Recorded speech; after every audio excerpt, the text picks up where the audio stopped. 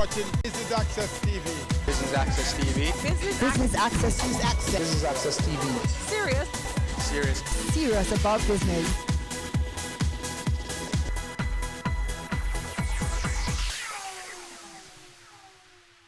Crime, corruption, and criminal justice. AmCham, the American Chamber of Commerce, is shining a light on these topics here at the Jamaica Pegasus Hotel in a luncheon that's looking at how these affect Jamaica's trade and investment potential.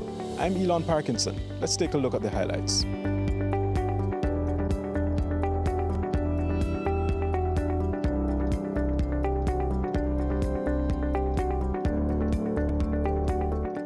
One of the things that I realize is that having these forums, it provides us with an opportunity to learn, to grow, and to improve. And all members should give your organization a round of applause. Put your hands together for it. For weeks, I was talking about business unusual. For weeks, that was the last one on the economy that you guys had. And I was in cocktail conversation sounding smarter than I am just by virtue of having been in the room. I'd like to thank everyone for coming out today.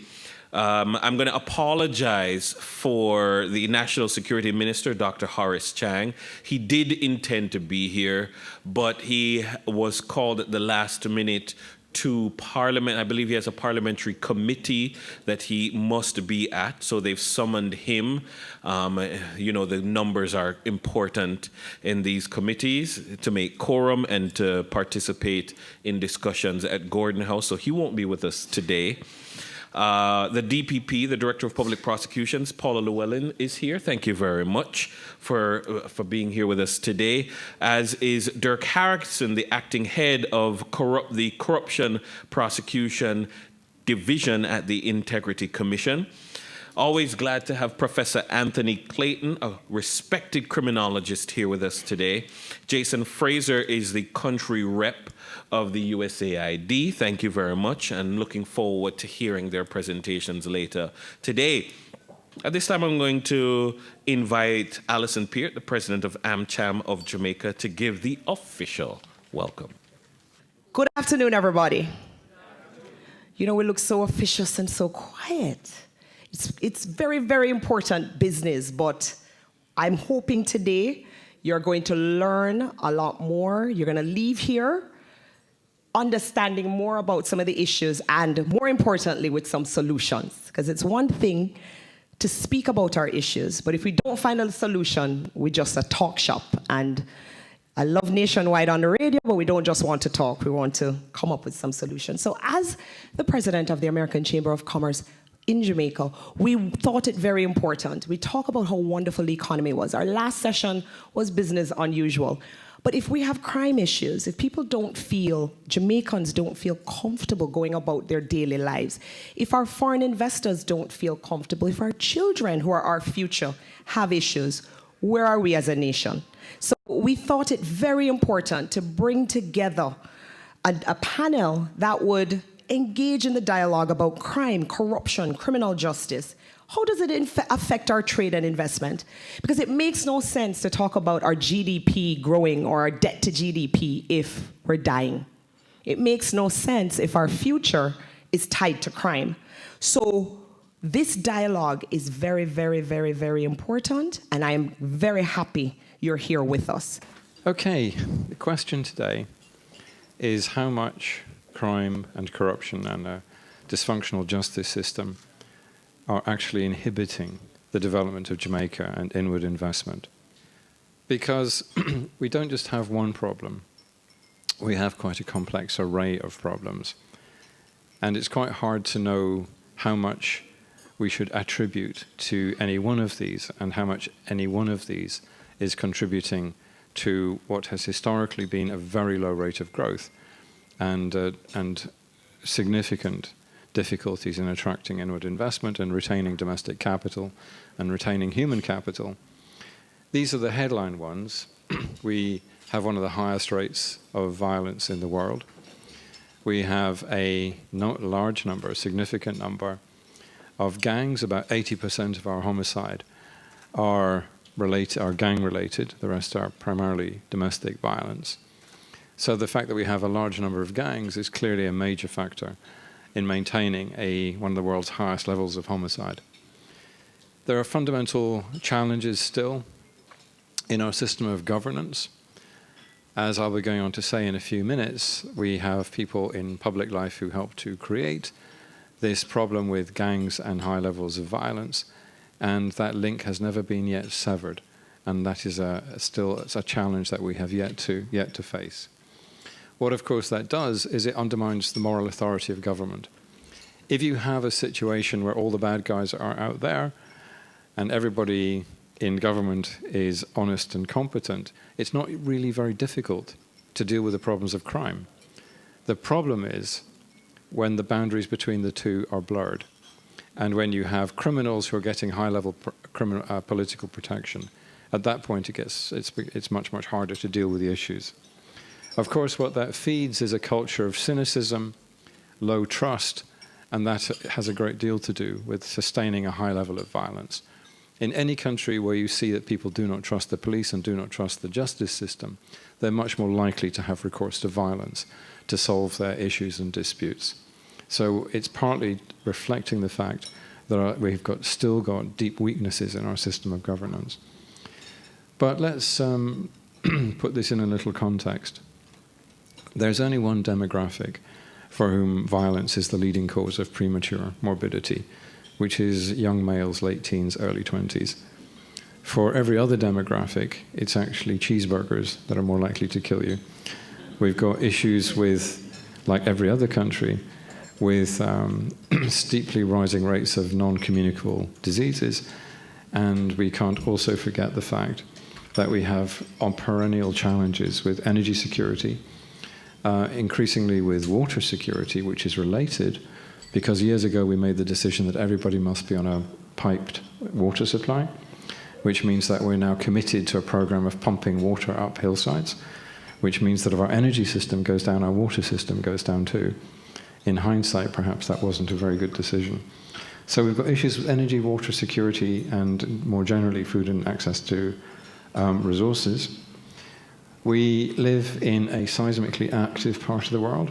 We live in the hurricane belt.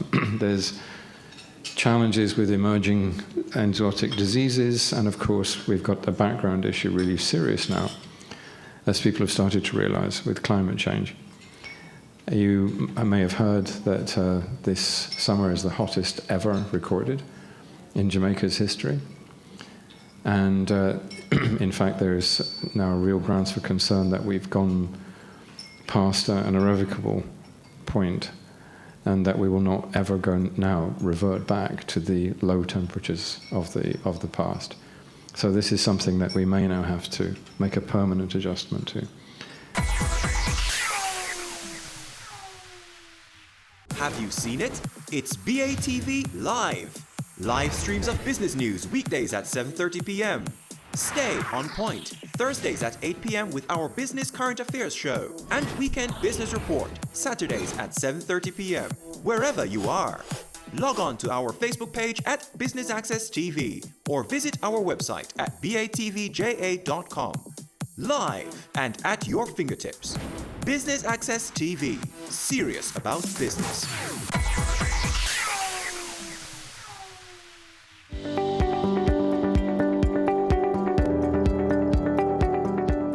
One of our highest priorities of the U.S. government in Jamaica is to work with our counterparts to interdict Jamaican and Caribbean-based transnational criminal activity,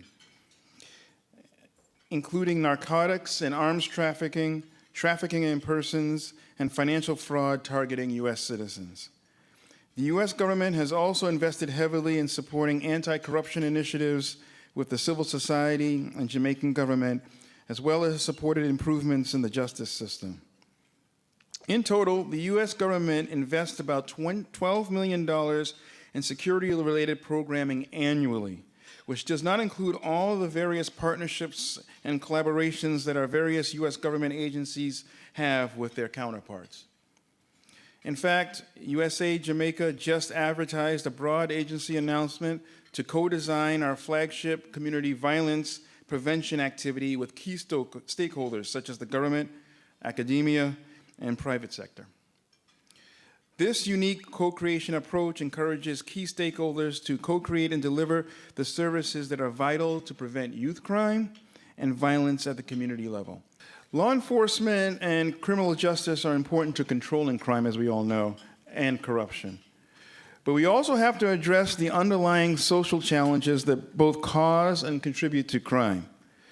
Within the broad range of U.S. cooperation on crime, and this is where USAID comes in, we partner with the government and civil society on a range of programs to address the root causes of crime in Jamaica.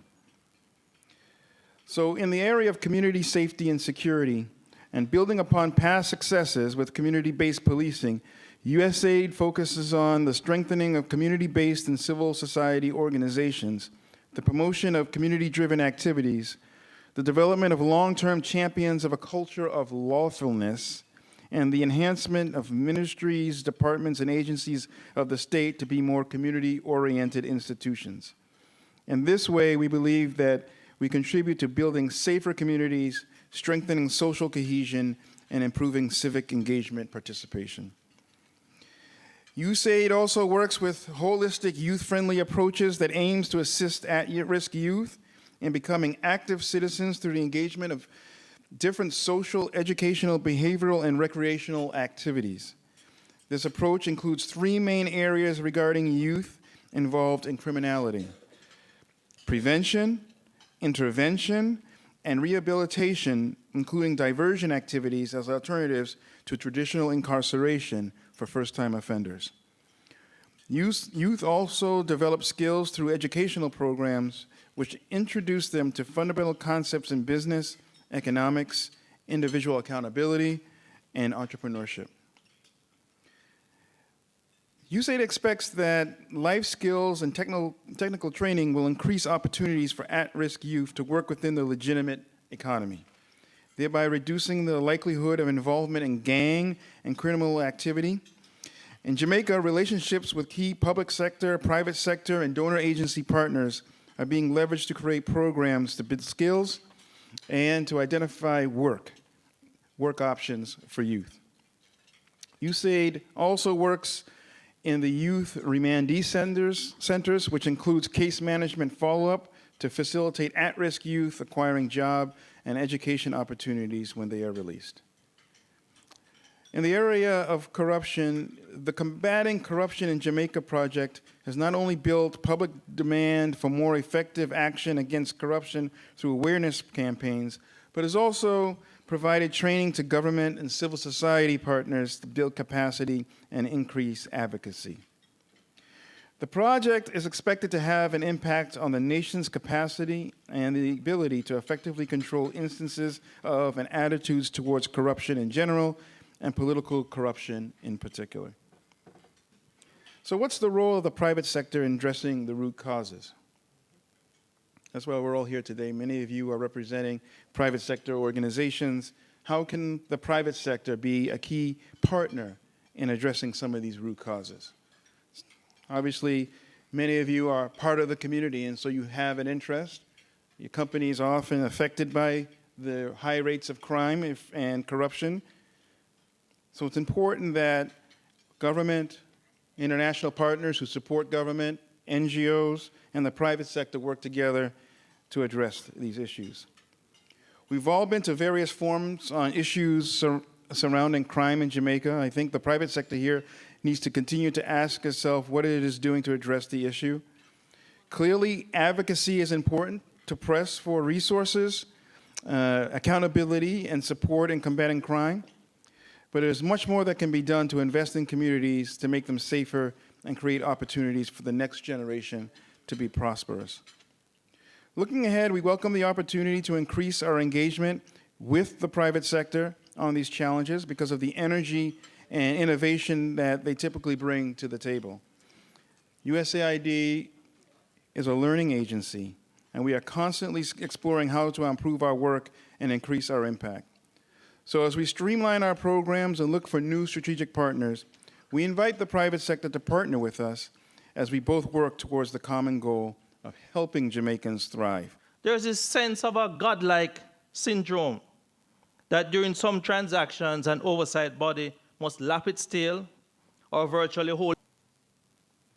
On the contrary, ladies and gentlemen, potential investors, in fact, should be happy that the business environment observes the rule of law and that democracy flourishes with built-in checks and balances. If I were an investor about to enter Jamaica, it's incumbent on me and my handlers to look out for red flags and indicators of the environment. I name a few on a list that is not exhaustive. 1, determine the role of the oversight body. It must be effective, efficient, fearless, and it must be respected. What, if any, comment does the oversight body have to say on a process or an investment opportunity that you wish to enter?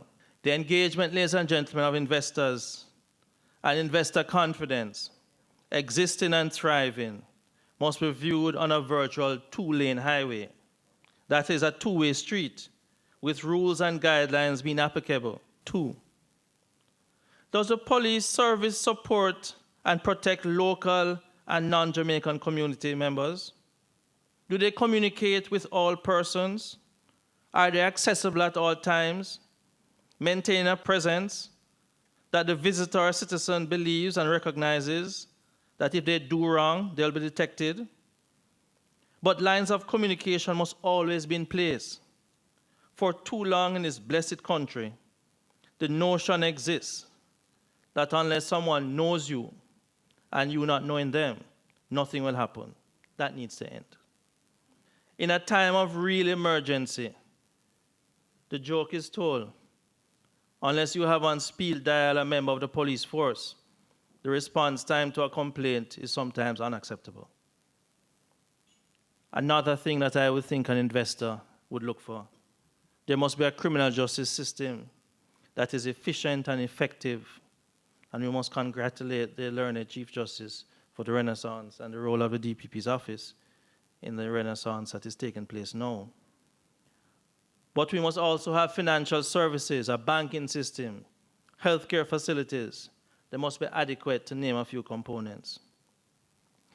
Importantly, ladies and gentlemen, on Jamaica's stock exchange record, Michael Reagan, writing in Bloomberg Business Week, January 18, 2019, states the Jamaican Stock Exchange is the world's best performing. Its outperformance over the past 5 years is even more striking. Jamaica's stocks have surged almost 300%, more than quadrupling the next best performing national benchmark and septupling the S&P Standard & Poor's 500's advance. I make bold to say that the very important successes must be highlighted, with all the negatives on crime and violence reported in the last 48 hours in Jamaica. Also, the awards in the tourism sector must also be celebrated. However, we must do better.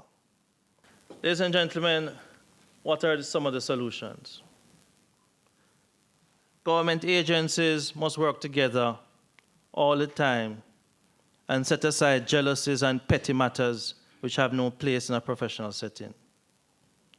Interagency cooperation and collaboration must be emphasized and practiced. We must build bridges and stop tearing down, emasculating, and ridiculing persons. The fact that you do not agree is no reason to disrespect. Professionalism is non-negotiable. We must have a review of the timelines to review governance structures. Oftentimes, pieces of legislation give you 3 years to review a legislation. You see in 1 year, nothing is happening. The parliamentary caucus needs to do something about that. We must enhance whistleblowing regimes and encourage the discourse, changing the discourse to, in my words, informer for live. Stop saying informer for dead, informer for live. I must admit, I'm an informer. I'm a proud one. I'm an informer. Tell me something today, I'm going to tell the police tomorrow. We need to modernize the law enforcement units and bring outstanding laws into operation. We need public education to sensitize the world that the perception of corruption or actual is not a reflection of the overwhelming majority of law-abiding Jamaicans. We need to ensure that the police and our oversight bodies work to regain public trust. The police must maintain presence not just in hotspots, but also generally. It will help to rebuild issues of insecurity. I pause here as I listen to Professor Clayton. In the last month, I visited Cayman. The police carry no guns. A year before, I went to Turks and Caicos. The police had no guns. I visited Grenada a few times. The police had no guns. They have their problems, but I felt safe. I am walking in this, my beloved country, and we're turning and looking behind us every minute. But our Caribbean neighbors, and Professor Clayton showed us the figures, I feel safe. We need to look at that. Ladies and gentlemen, as I close, I reiterate that the government of Jamaica, the ministries, the departments, the statutory bodies, to name a few, must work united to create that package, that which is seen by the outside world, with all the various components and elements that they look at, and which they consider, and which will have the effect to harness growth and encourage investor confidence. But most importantly, we must leave our partners with the belief that integrity is non-negotiable. Honesty is paramount, not by word of mouth, but by our actions. And despite our problems, crime and corruption, that they can and humbly should consider investing in our country to bring about change for good. Acknowledging that the improvement of the basic standards of life may have the effect of changing behavior, but I readily admit we can't legislate for good behavior.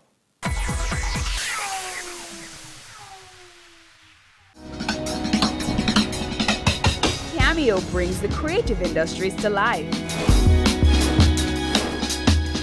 delighting creatives in different fields each week. Art. My life turns art. I breathe, I eat art. Fashion. Food. Without a customer, we're nothing but four walls. Music. Film. Cameo, only on Business Access TV.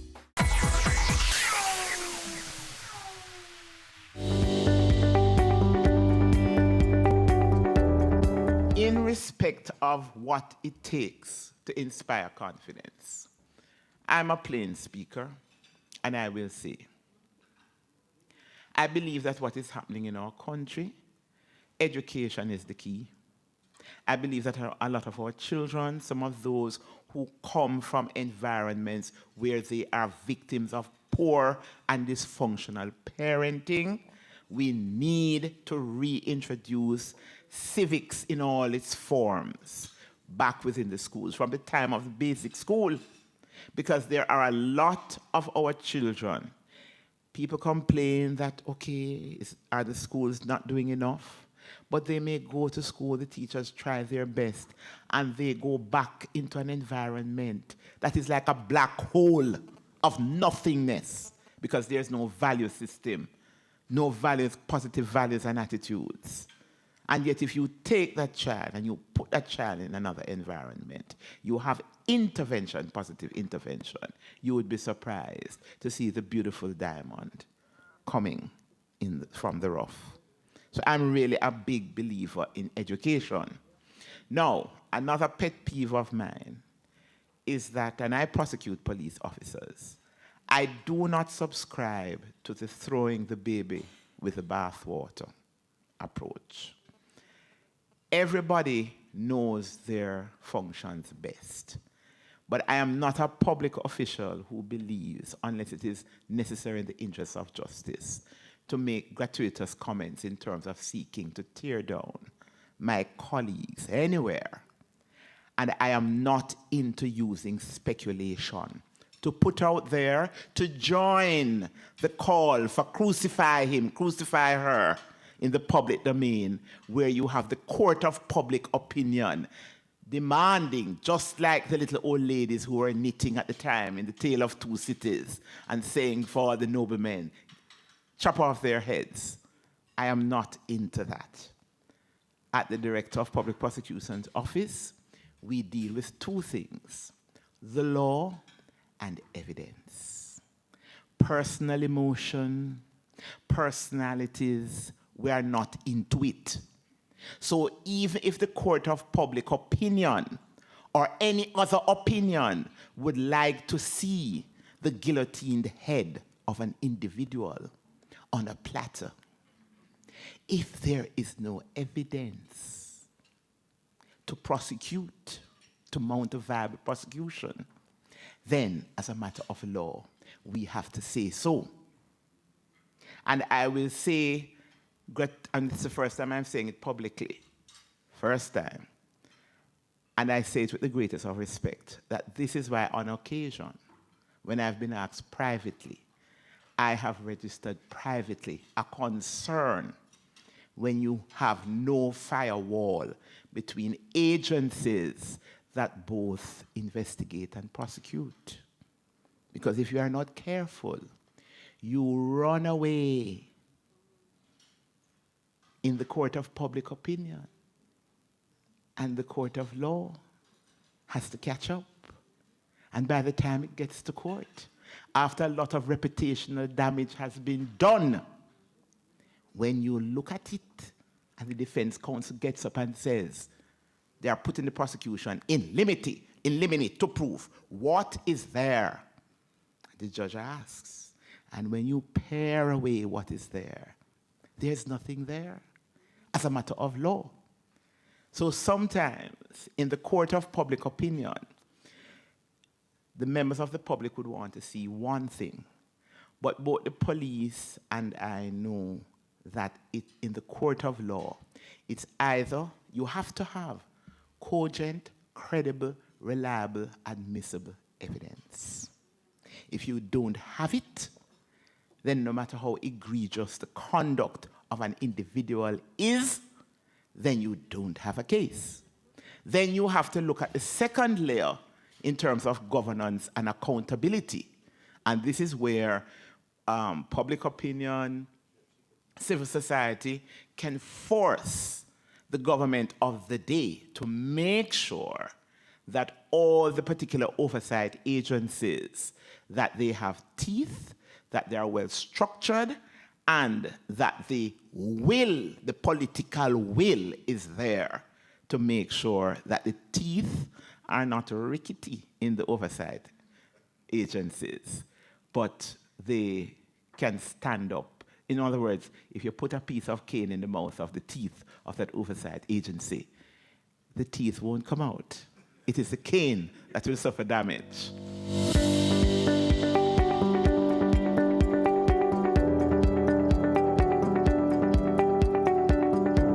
Riveting perspectives and indeed sobering statistics coming from the AmCham empaneled team here at the Jamaica Pegasus Hotel. You're watching Business Access TV, serious about business.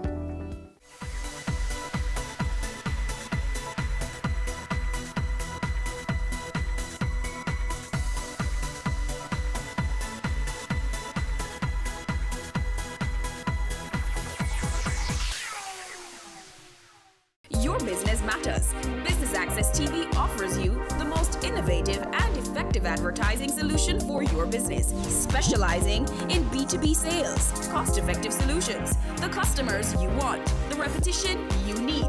No matter the size and nature of your company, your business matters. Call us at 876-291-6233 or 876-376-4225. Email sales@batvja.com. Sundays at 4:30 p.m. It's all about Home Sweet Home. Get your half-hour dose of the business of real estate, from laws and concepts to reality, building, buying, or renting. Or what about trends in decor or renovations? Home Sweet Home will keep you up to date.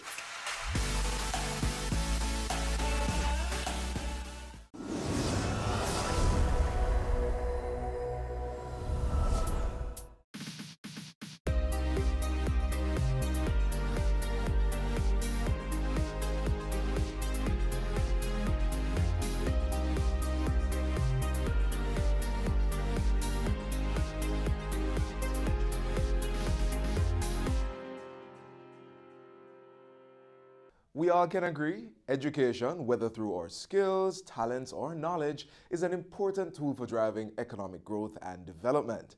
On today's program, we'll be visiting some educational institutions to see just how our nation, through the work of our nation's youth, will become the place of choice to live, work, raise families, do business, and, as the Prime Minister adds, retire in paradise. Hi, I'm Theodore Henry. Welcome to another episode of your Jamaica Magazine. There's so much planned for you today, but first, let's catch up on the latest stories making the news. It's the 9th staging of the JIS Heritage Competition, and this year we're talking slavery and reparation. Entries are now open, so listen up. Primary and prep school students, this is what you should do. Imagine that you are one of the 7 national heroes. Make your case for Jamaica to be compensated for the effects of slavery. Submit using the application form on our website jis.gov.jm. Secondary students, the poster competition is for you. Submit your digital or illustrated posters to depict the theme, Jamaica, a case for reparation. The photo competition is open to tertiary students in accredited Jamaican institutions. Send us a photo, also representing the theme, Jamaica, a case for reparation. All entries should be submitted using the application form on the JIS website. For more information, contact 876-922-3590, extension 2137 or 2132. You may also email Heritage Essay, Heritage Poster, and Heritage Photo at jis.gov.jm. Deadline for entries is Monday, October 28th. Go ahead, express yourself in the JIS Heritage Competition 2019.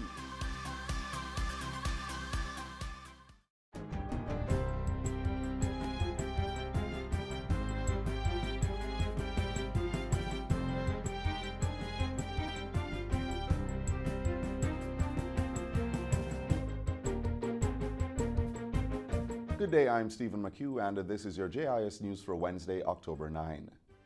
Government pulled in $202 billion in revenue and grants for the April to July period of the 2019-2020 fiscal year. That's 2% higher than budgeted and 8.9% more than the corresponding period last year. The figures were revealed in the 2019-2020 Fiscal Policy Paper Interim Report for September, which was tabled during Tuesday's sitting of Parliament. The document revealed higher than targeted tax revenue, which stood at $179.8 billion, and non-tax revenue totaling $19.4 billion. Gains have been attributed to increases in international trade taxes, as well as revenue from production and consumption. However, capital revenue and grant collections recorded lower than anticipated numbers.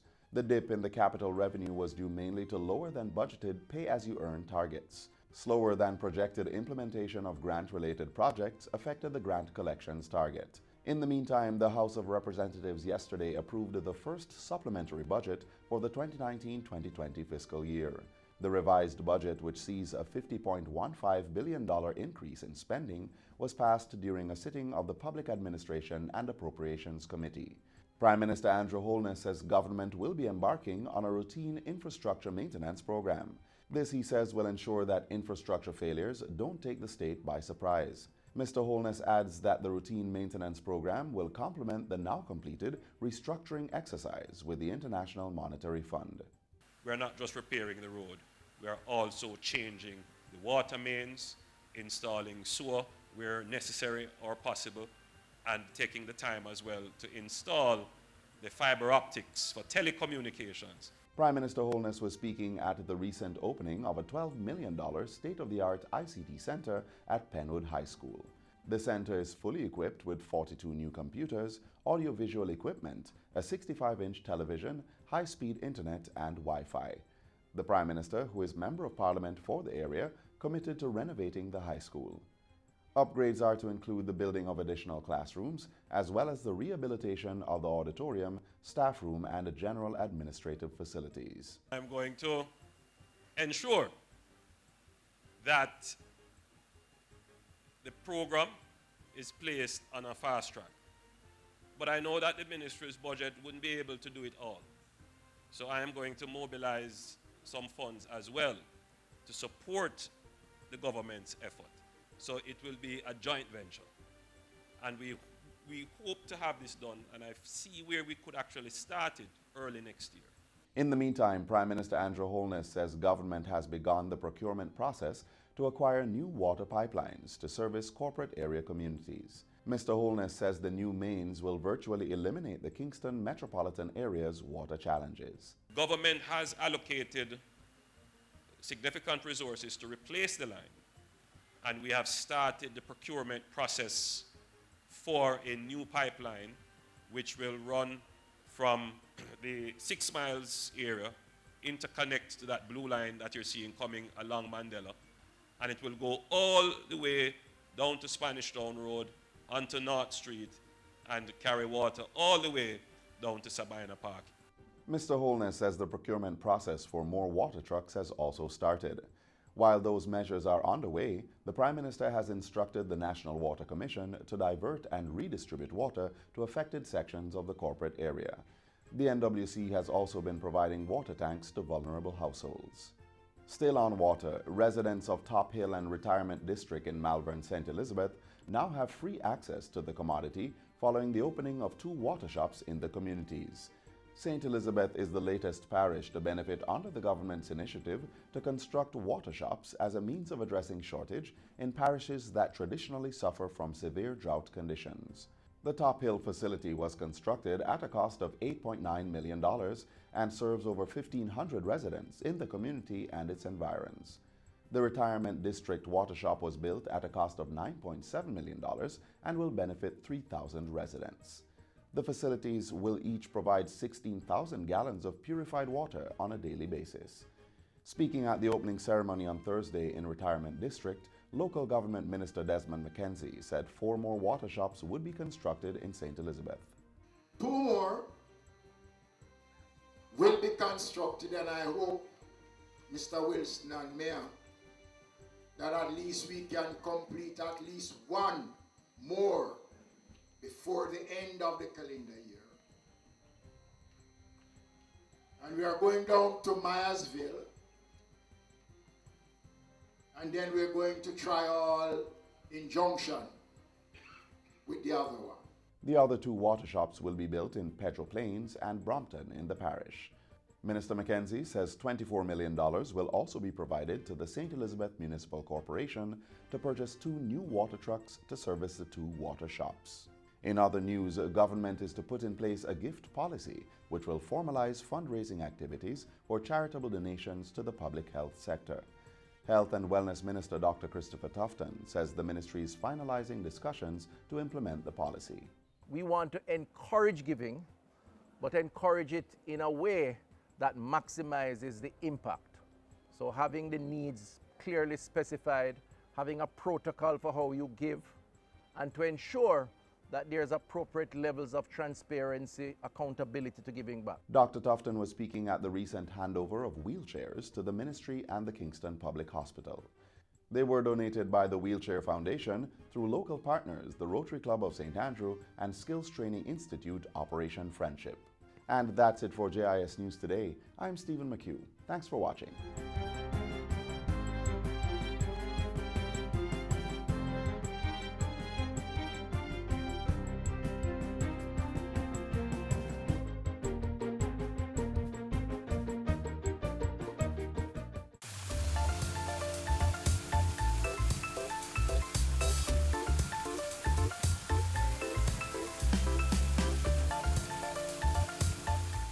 More and more students are being inspired to pursue entrepreneurial opportunities from as early as high school.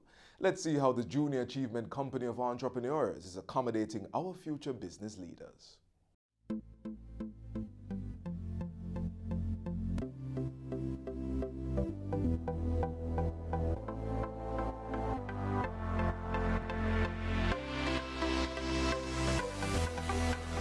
Our business, we are currently making special glasses that are directly aimed at visually impaired or blind people.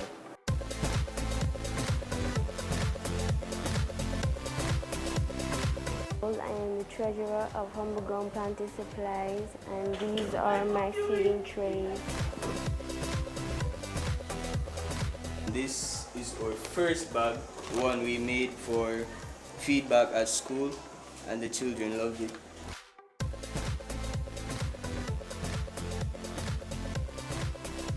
Well, I am the CEO for Senior Eagles Company. Here with me today is my manager, Rakina Genius, our finance manager, Simone Wright, our human and resource manager, Janelle Anderson, our manufacturing and logistics director, Selvin Nicholson.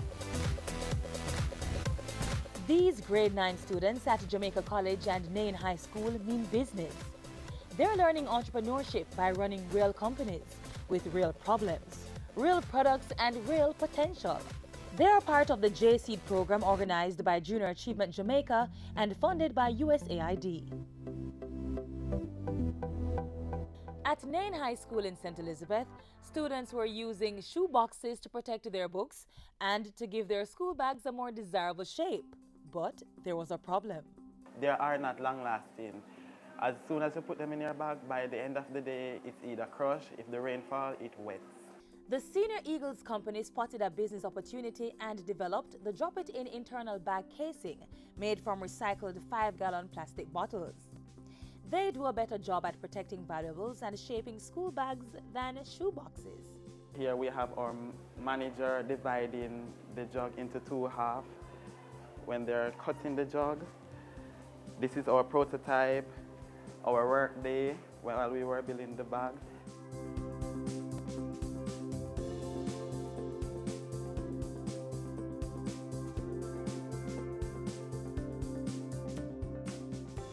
At Jamaica College, Vision is using modern technology to design glasses that warn the blind or visually impaired of obstacles in their path. When infrared sensors, they're going to bounce off an object, and when the light bounces off an object, it will then come back to the process, which will process it, and then go to the vibrating motor, which will then indicate to the wearer that there's an object in front of you. Under J-Seed, 41 schools across Jamaica have added entrepreneurship to their grade 9 curriculum. Using the Junior Achievement Workbook as a guide, the students cover introduction to entrepreneurship, developing business ventures, conducting operations, and dissolving or expanding a business. This really put me in the whole matter of the student-centered approach, wherein that it's not a chalk and talk.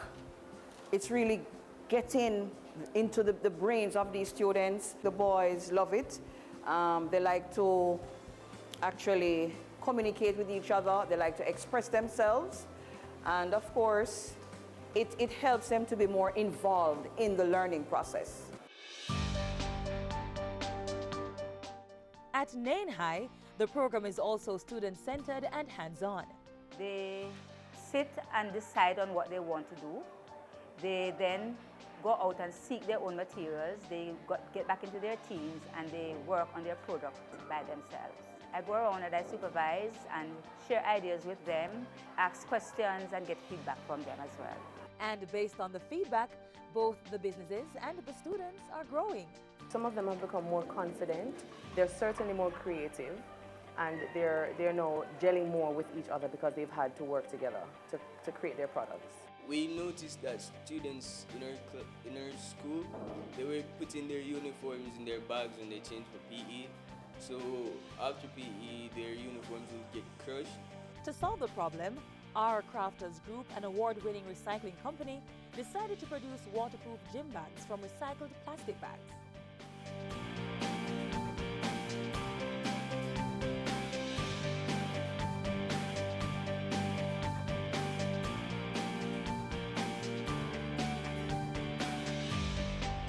After we found the plastic, we washed them. The plastic is then dried, placed over an ironing board.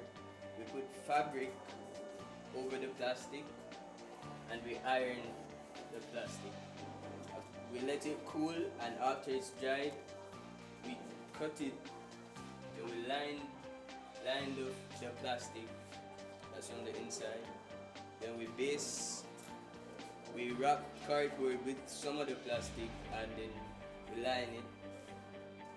Then we turn over the bag and so it's made from inside. The students are also learning the importance of corporate social responsibility.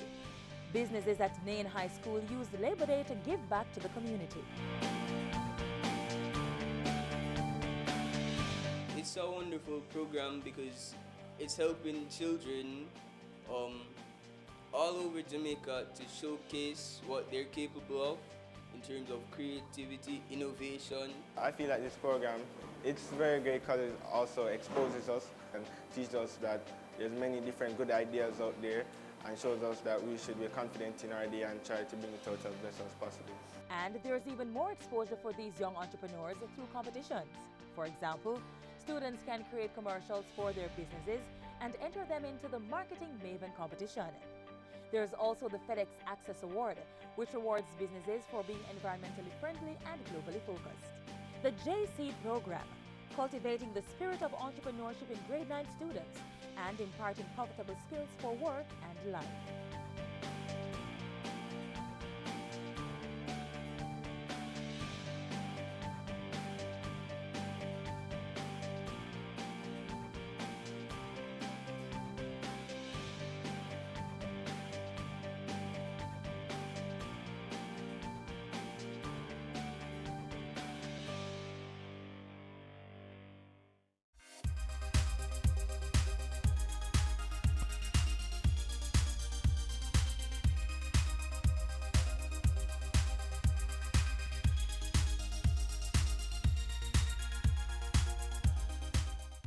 Watch as we share another area of youth development in which the government is heavily involved.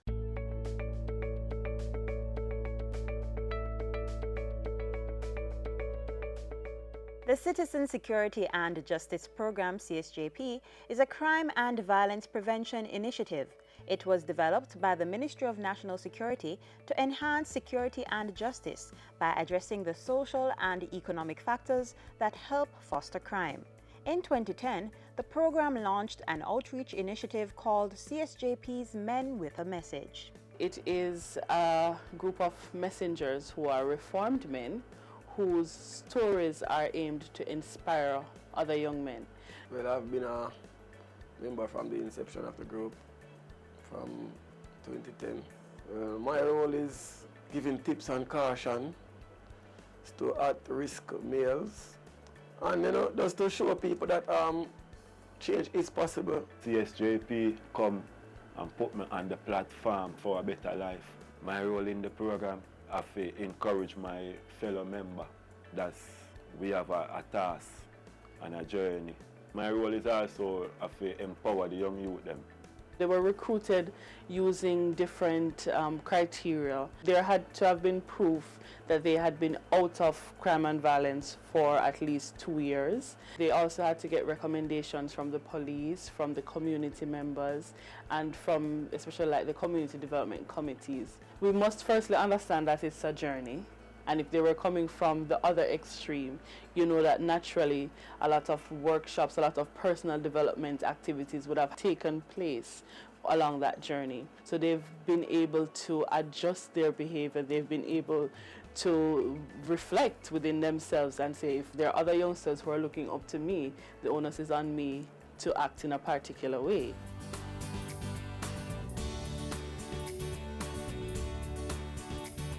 My name is Derek Jones. I'm a member of Men with a Message. I was in Central Lockup for around a month. I was a part of the problem, robbing people, park and corner, defend ends and turf, till end up go out fall on the wrong side. When I first wake up in jail, I can't believe that I'm in jail I wake. So from there, my mindset started thinking different, knowing that jail was not the right place for me at that time. I'm Kitsi Bryan, and I'm a Man with a Message.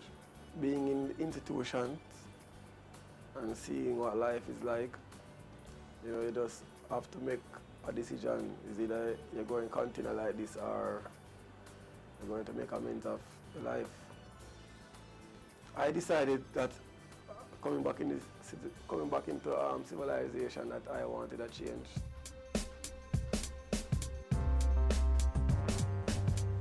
We definitely see where the Men with a Message initiative, I mean the CSJP on a whole, but also in particular the Men with a Message initiative, has been having significant impacts on the youngsters across this island. One such evidence is it being the demand that is there for the program for the young men to come and speak at the different schools. And not only have they been asked to come and speak, but there have been many calls for them to return. I remember a particular place, it was somewhere over in St. Andrew, but there was a young man there who said that he knew me before all of this, and you know, when I gave him a message and I finished and the young man came, you know, he was crying, tears running down his face, and he was asking me that if I don't remember him, but honestly I didn't know him, but he said that he knew me from time before, and that he had loved the transformation. I can safely say that young man is a member of the National Engineering Institute, which is NTI. So to see that I was the person that inspired that, wow, that's great. They are representing a brand that is synonymous to peace building, a brand that is synonymous with law and order, right? So the Men with a Message are always expected to be good ambassadors of the program, of the CSJP, and of the Ministry of National Security, which is our parent ministry. Don't follow a friend or not. We don't have nowhere going. Badness is madness. Stay in school. Garvey, teach with that. Anywhere we go, read something before we reach. Even if we sit down and waiting on the people, we need to read something. Read a book, and you will see the difference between you and the man when I read. Favored, preferred, the prepared mind. We have the power, you know, to form and shape our future. And I'd like to think that, you know, if you want good for yourself, then you'd want to choose a positive way too. Other people are doing what they want to do. So if I have a dream, I don't see the reason why I can't go there and achieve it, just like any other human being.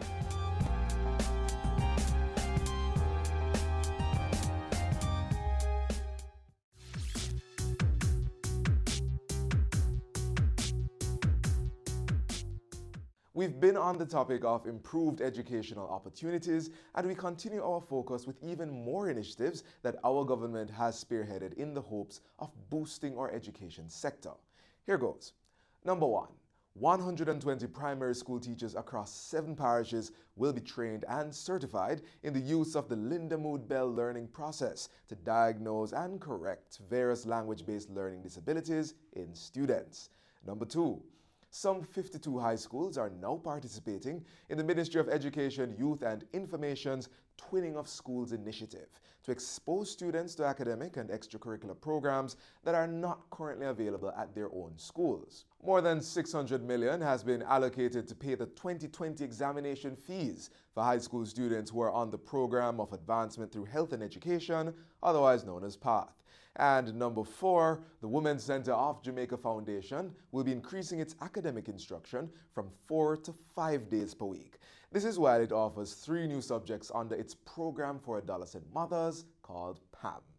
These are just a few of the ways in which our government is making Jamaica the place of choice to live, work, raise families, do business, and of course, educate our people.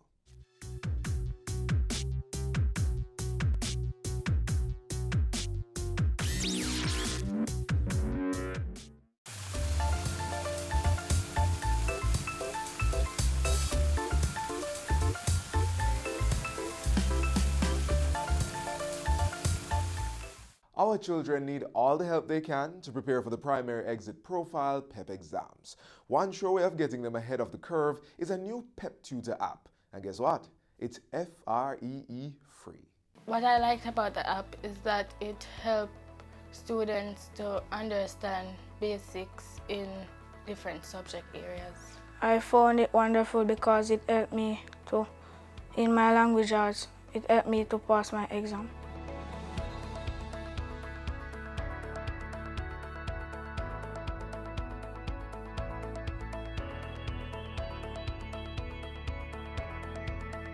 PepTutor is a free application that works on all Android devices by default for students preparing for the primary exit profile exam to practice with.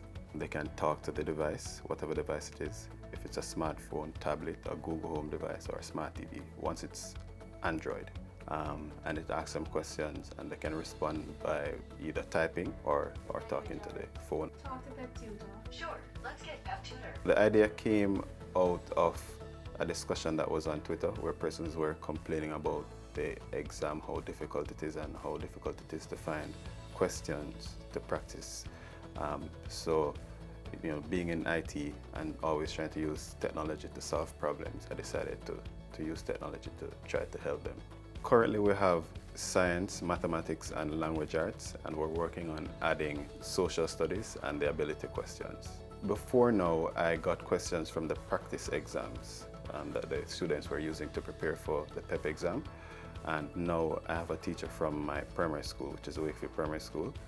She's assisting me to put the questions together because I'm not a teacher, I don't know how to test students. So she's preparing the questions and I'm just adding them to it.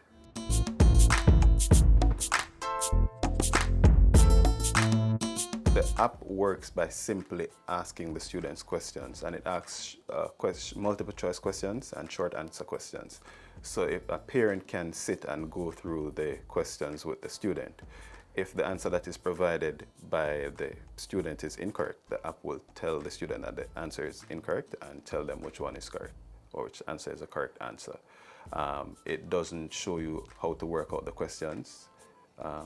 So if it's a maths question and it says 2 + 3 is 5, it won't show you how to add 2 and 3, but it tells you that the answer is 5 and whatever answer you gave is incorrect. Just like any other exam, is to keep the students practicing constantly. You don't want to wait until the last minute to, put them under additional stress and pressure. So from September or even before, during whatever holidays, to have the students, go through the different subject areas, sit with them on the weekends and help them to get prepared. The PEP app will definitely assist students right across the board, whether they're rich, poor, or whether they're in the country or in town, getting better results in the PEP exams. I believe the PepTutor app will assist in us achieving our Vision 2030 goal by making access to education a lot easier for students, whether in Kingston or whether in urban or rural areas. And I think, by utilizing technology, will make learning more fun for students, and they will eventually do better.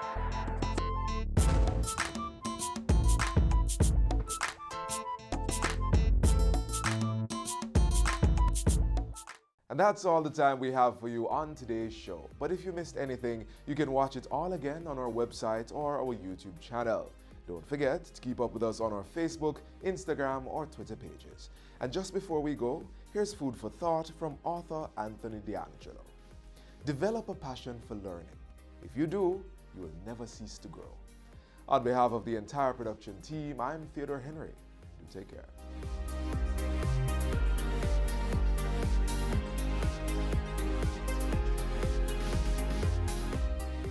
This has been a production of the Jamaica Information Service, the voice of Jamaica.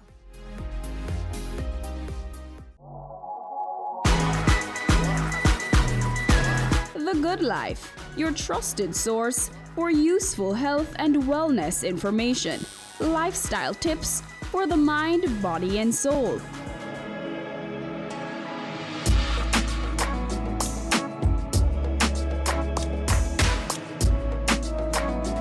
Tune in Tuesdays at 8:30 p.m. on Business Access TV. Our women are the backbone of our society. They deserve to be protected and respected. Domestic violence is not okay. Speak up and speak out. No more violence against women.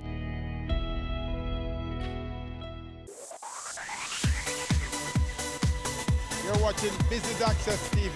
Business Access TV. Business Access. Business Access TV. Serious. Serious. Serious about business.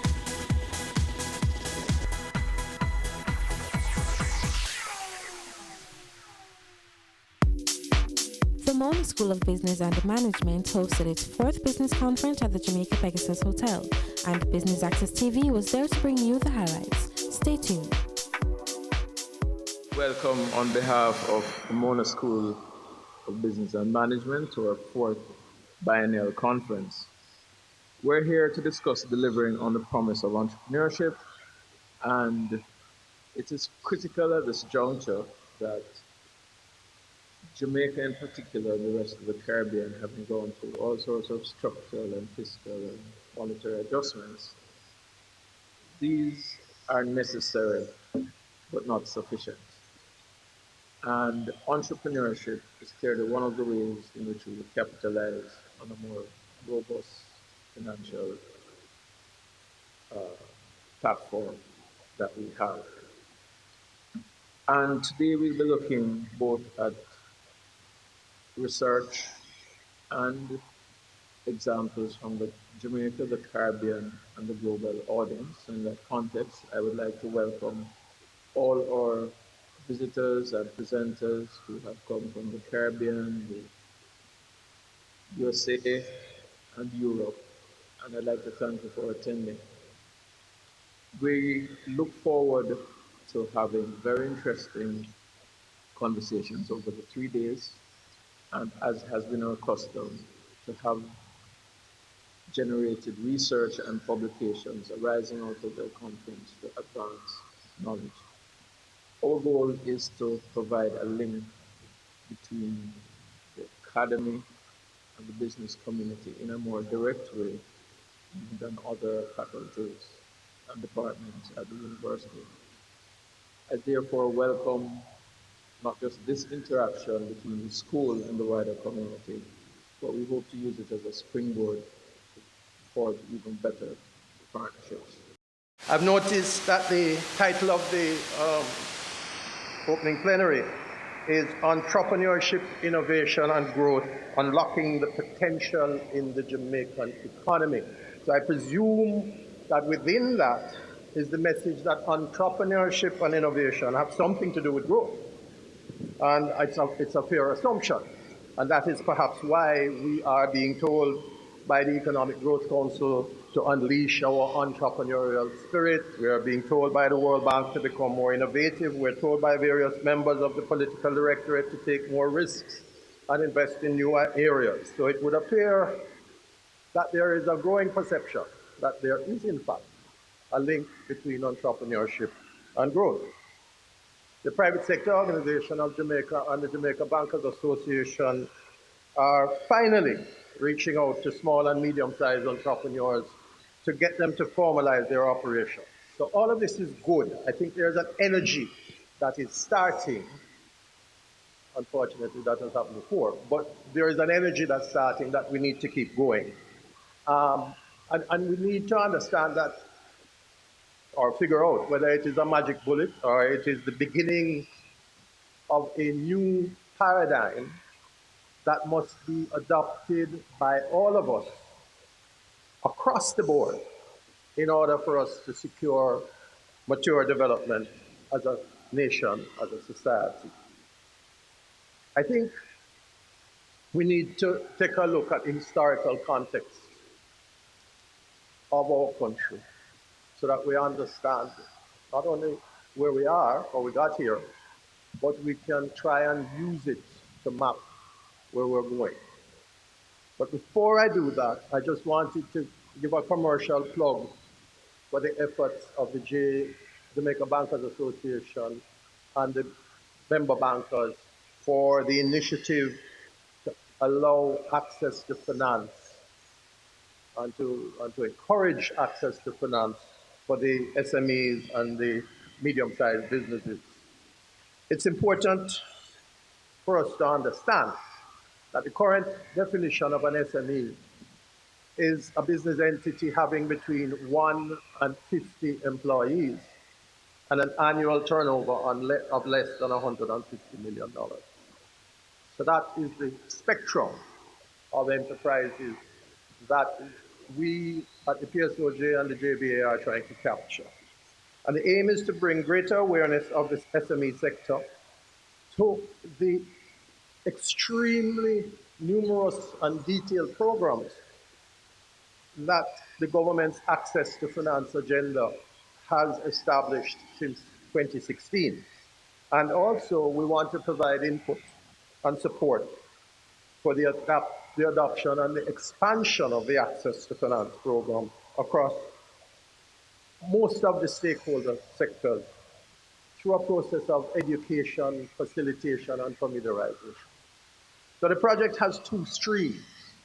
It has the Access to Finance stream, and it has a reverse factoring program, which is being developed in conjunction with the BDJ to enable small businesses to better manage their receivables. Cash flow is extremely important to small businesses, and we need to assist them in their management of it and in their collection of their debt. So the hope of the program is to foster better relationships between the banks and the small businesses, to simplify the credit processes and to make them easier and more transparent for the small businesses. We want to train the MSMEs, which is the term, in formalizing, regularizing, and structuring their business processes, and to allow them to unlock additional capital to allow for their business expansion. So as we contemplate how we can deliver on this promise of entrepreneurship in the Caribbean region, in our own Jamaican nation, I invite us to consider those factors which may possibly be standing in the way of us unlocking and unleashing our entrepreneurial potential. As a region and as a nation, we have a reputation of being a creativity powerhouse. We pride ourselves in our ability to come up with creative, original new ideas, and we often proudly hail our national mantras such as Tanya Han and Make Fashion, which speaks to our creative national problem-solving abilities, which allow us to turn any obstacle into an inventive opportunity. Simply put, we are just naturally creative, imaginative, and innovative people. And throughout our history, as a region and as a nation, our creative outputs and our ideas have always garnered global attention. However, in spite of our creative prowess, we seem to have failed to translate our ideas into generating high growth, high worth, high impact entrepreneurial ventures. And so I ponder the question, why do we think that is? Why is it that as a nation and as a region, we have been a plethora of creators in our island, but a dearth of successful entrepreneurs?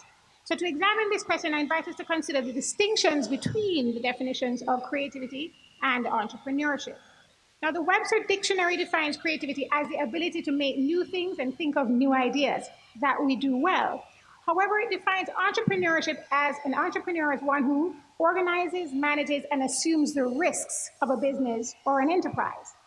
I submit that this is the critical differentiator in this definition between who an entrepreneur is as opposed to who a creative is, in that an entrepreneur is somebody who has to and must take risks.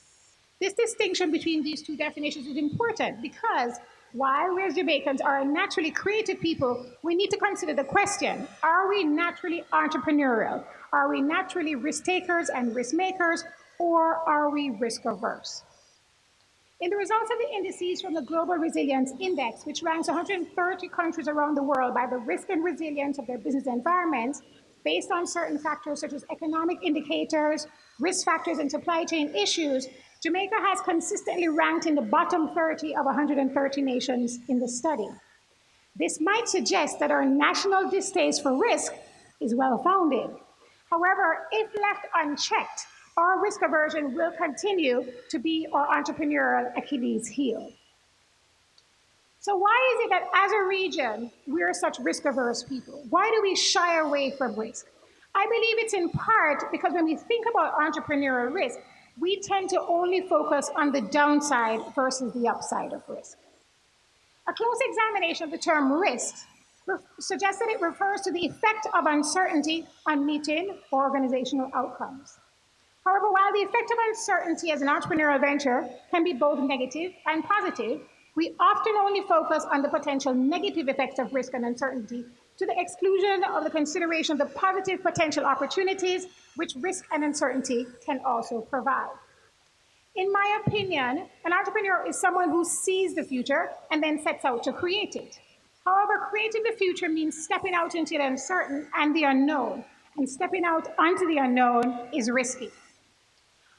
Oftentimes, however, when risk-averse entrepreneurs think of the word risk, what comes to mind are only those potential dangers, threats, and negative consequences of undertaking a venture. What if I can't pay my bills? What if the competitor beats me to the market? What if I invest a huge sum of money in the business, but I can't attract enough customers to cover my costs? I submit that this is a flawed view of the concept of risk. To the contrary, as we seek to unlock and unleash our creative and entrepreneurial potential as a region and as a nation, we need to begin to acknowledge that risk and reward are two sides of the same entrepreneurial coin. Consequently, without an active emphasis on entrepreneurial risk-taking and risk-making, we will fail to see the rewards of generating high growth, high impact, high worth entrepreneurial ventures. Just to give you a little background in terms of what the DBJ does.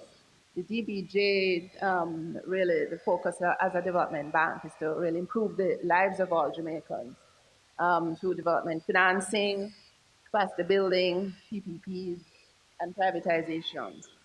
DBJ's role in building the economy, in as much as not to be competing with the private sector or to take the place of the private sector, but really to fill the gaps where they exist. And so over the many decades, DBJ has been involved in lending through the AFIs at affordable rates when interest rates were at sky-high levels, putting in place collateral guarantees for good projects that did not have sufficient collateral to access loans.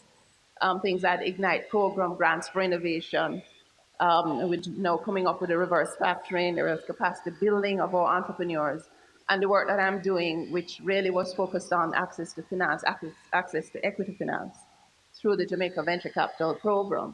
When we established the VC program, the whole point was that we originally thought about it as being access to finance, but pretty quickly recognized that it was wider than just money. We had to be building the ecosystem. Everybody had to be ready for a market. Any market has buyers, sellers, as well as the infrastructure. We had none of those in Jamaica, so we had to be building that infrastructure. So it was really a multifaceted program that was developed, training and capacity building. Our fund managers or investors had to be trained, or fund managers or entrepreneurs, our lawyers, accountants. So there was a lot of training. We also put in place the infrastructure to build for first funds to be started, as well as there are a number of legal, regulatory, and tax issues which have to be addressed. And most importantly, the entrepreneurs, the deal flow has to be there. So in looking at building an ecosystem, we had to be cognizant of, as I mentioned, all the various things. Who are the players? How are they going to be exiting the stock exchange? I know Marlene is going to be talking about that shortly. And, entrepreneurship, as well as what's happening with the SMEs and what is the support infrastructure. And we took a lot of lessons. We didn't reinvent the wheel. We took a lot of lessons from what happened in Latin America as they were building their private equity and venture capital ecosystems.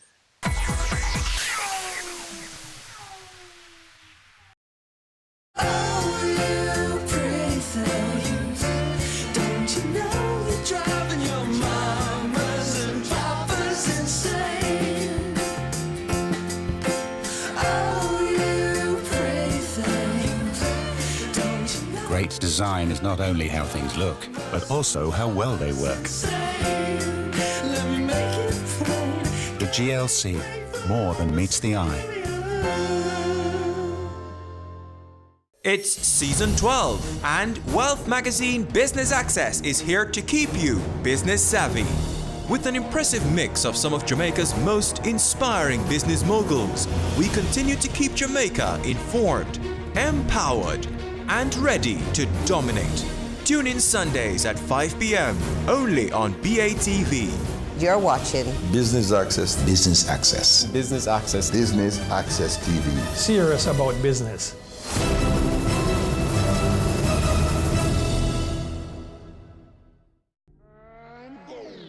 Career Moves has always explored interesting careers, highlighting all you may not have known about them. This season is no different. Coming back to Jamaica, everyone's like, Fizzy what? Fizzy who? When you find a bright boy or girl in the class and people say, what are you going to be? The parents will say, you have to go be a doctor, you have to go be a lawyer.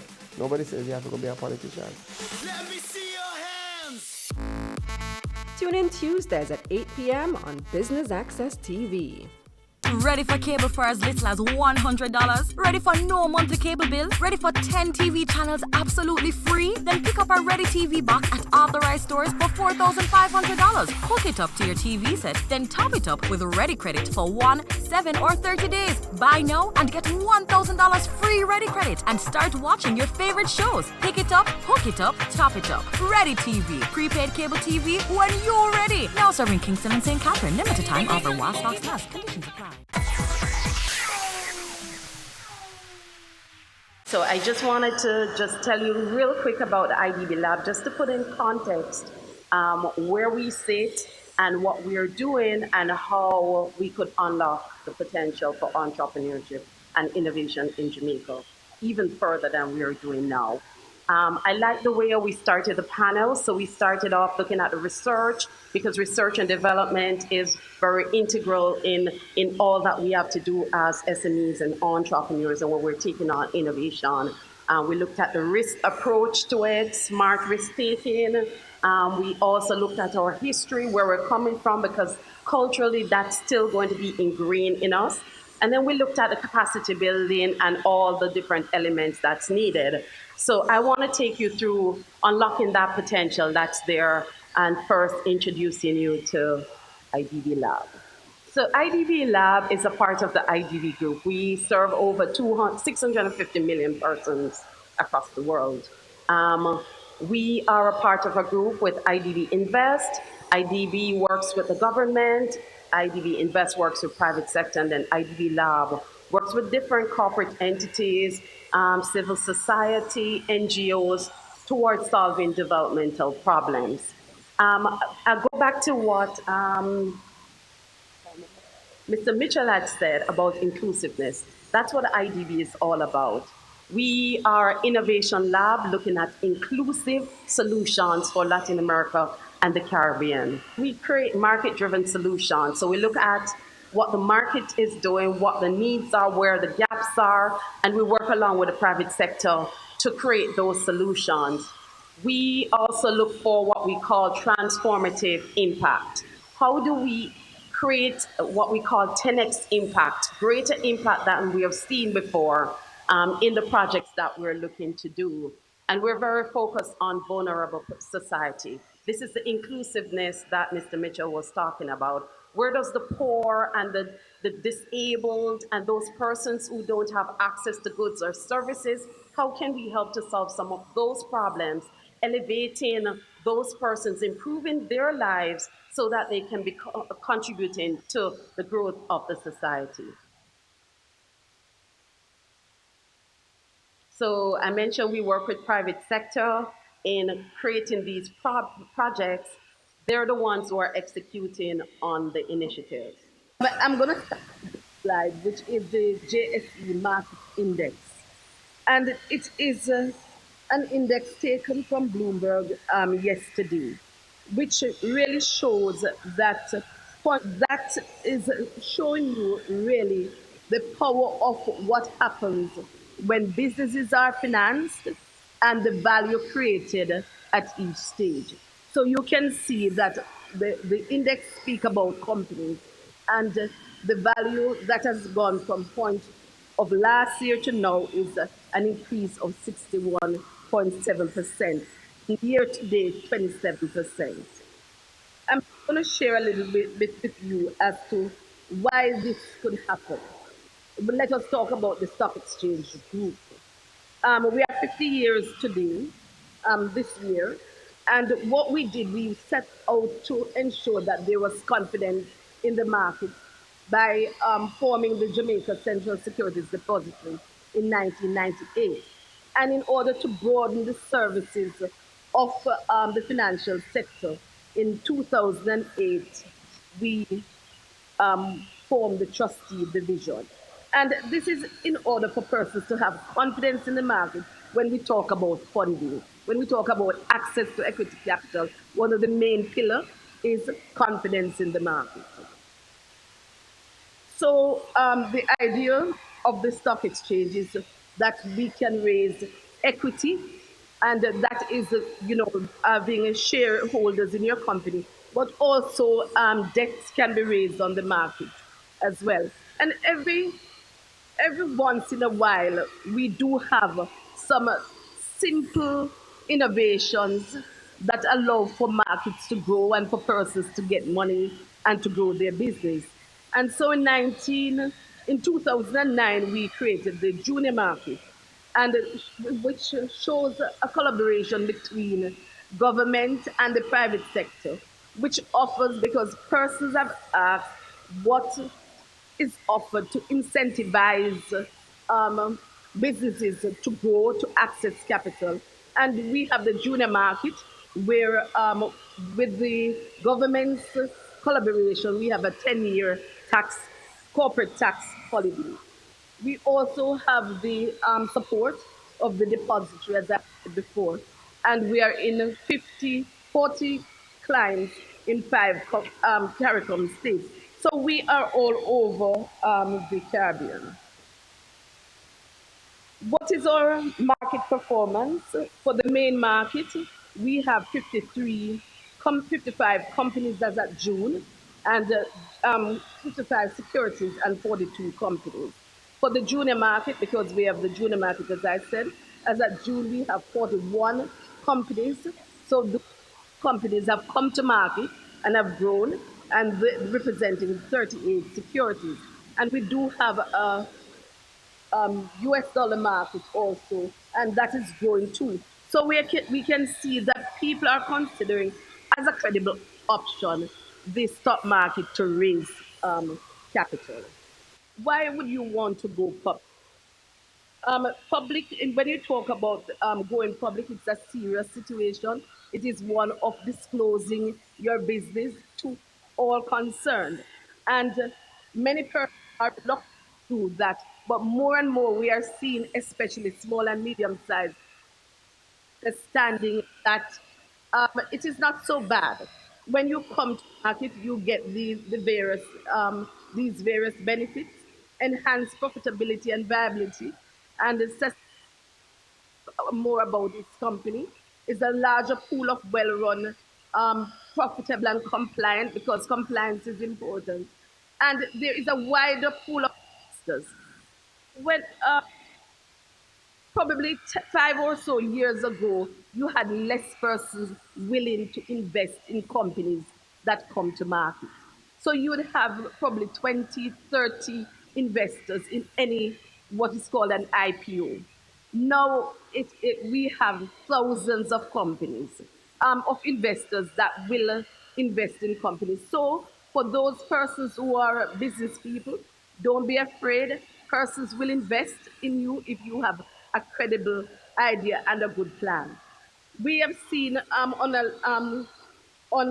the level of the macro level that employment has increased, and it is a sustainable economic growth because of that. Stop for a second and think about an incentive where you get 100% relief on your corporate tax for 5 years and 50% after. And you have in excess of 2,000 companies registered at the company's office.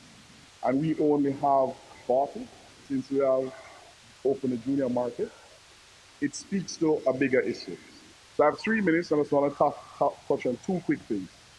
That bigger issue is that significantly more education needs to be given to owners of these companies. We spend too much time trying to hide revenues, etc., in so-called getting a lower tax rate, that you're impacting the value creation, the revenue expansion of your business. So we need to find a way to get to more of those entrepreneurs, to let them understand that the more you open up your company is the more you're going to make, because the tax rate is a percentage of a whole. So if that whole keeps growing, you'll always get more than what the government is going to get. I'll touch quickly on the fact that, I mean, Neighbor does all these things. We take you from nowhere right up. We fund you with debt, we fund you with equity. Um, the gains have been crazy. But I close by jumping into Audrey's space because I just want to make two fundamental points. I think sometimes we don't really focus on what really matters. So the biggest issue with funding in the country is a matter of risk management. So for example, people always say, why is it easier for you to get a car loan than for you to get a, a capital item loan? And it's very, very simple. There's a secondary market for cars. So when you get a loan, the bank has to ensure its principal can be repaid in the event. But that is the secret to true funding in this country. If every sector of the economy that you want to pump funding into, you can create a secondary market, that is where you'll start to get a lot of funding. Because with all due respect, all of you guys that want money, you don't want to lose money. I don't want to lose money. The facts say that 8 out of 10 of you are going to blow up the money. That's why it is so difficult. So in my mind, the solution is create an environment that if I will invest in all 10, but the 8 that blows up, give me an incentive. Because right now it's too lopsided. I lose everything when your company blows up, and the best, if I'm lucky, that I'm going to get from you is, you know, Mr. Peart, you're a good guy. Sorry I lost all your money. But guess what? I have another idea. Can you give me some more money for that? It's not going to work. So I finally close by saying, to get these traditional investors to invest in you, you have to come up with a solution that mitigates the risk for them.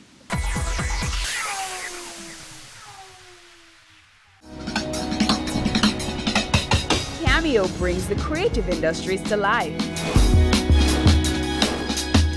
highlighting creatives in different fields each week. Art. My life runs art. I breathe, I eat art. Fashion. Food. Without a customer, we're nothing but four walls. Music. Film. Cameo, only on Business Access TV. Sundays at 4:30 p.m. It's all about Home Sweet Home. Get your half-hour dose of the business of real estate, from laws and concepts to reality, building, buying, or renting. Or what about trends in decor or renovations? Home Sweet Home will keep you up to date. Your business matters. Business Access TV offers you the most innovative and effective advertising solution for your business, specializing in B2B sales, cost-effective solutions, the customers you want, the repetition you need. No matter the size and nature of your company, your business matters. Call us at 876-291-6233 or 876-376-4225. Email sales@batvja.com. They say it takes a village to raise a child, but the world will one day need the leadership of that child. The time you spend with your child matters. It stimulates their minds and shapes the way they act. Talk with your children. Help them to better understand the world around them and to value what is truly precious. Above all, the most valuable gift you can give them is love. Play, talk, teach, love. Take the time. It makes all the difference. A message from the Parenting Helpline and Ad Council Jamaica.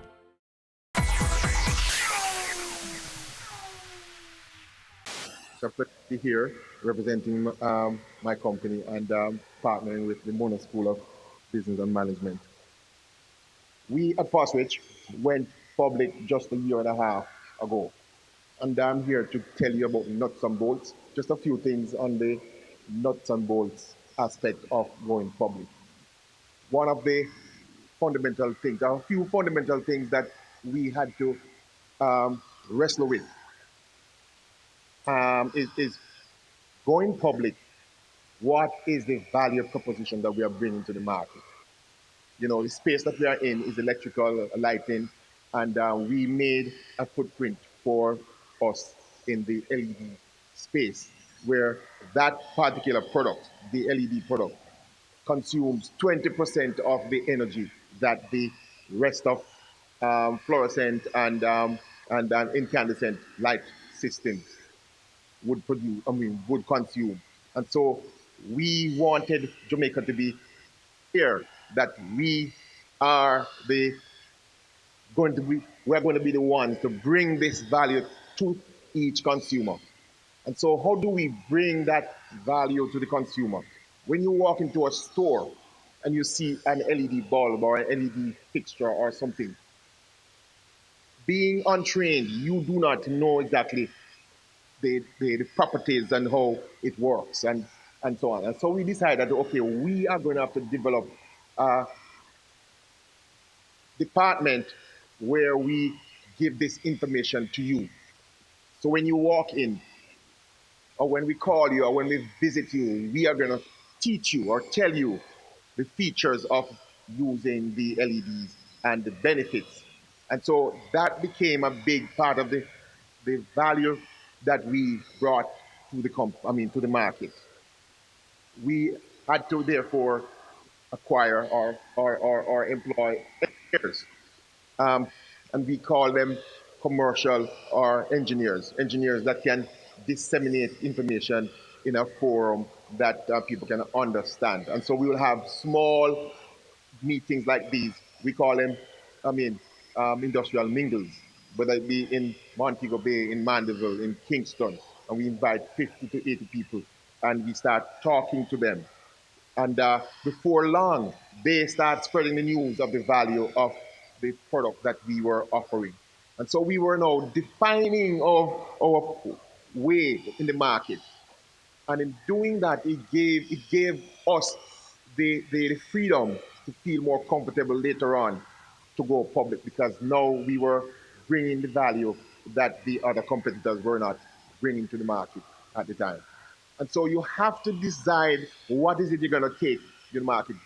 We were not manufacturing any products at that time, or we were not manufacturing them in Jamaica, because we had connections in Far East that we visited and we worked with them to manufacture them, but they were not being manufactured in Jamaica. So we wanted to set ourselves apart from the competition. So one, understand what is it you're bringing to the market and what value you give them when they are to use your goods or services before you are thinking of going public.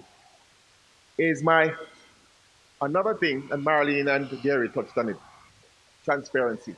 It is, my wife and I are very private people before last year. We're very private people. Nobody knew anything about us. It was so difficult for us to open all of our accounting to our senior accountant. We used to manage it. But once we decided after talking about it and thinking about it that we're going to be going public. I do not even have the code to go into my accounts department anymore, because put a system in place and you're not afraid of opening up your books or your business to the public. And so you have to decide that this is the way you want to go and that you're going to go in this way. So I come to you to talk to you about transforming the world in clothing with entrepreneurship, sustainability, and innovation. It's time to turn climate change challenges into growth opportunities. I want to start today by taking a journey with you.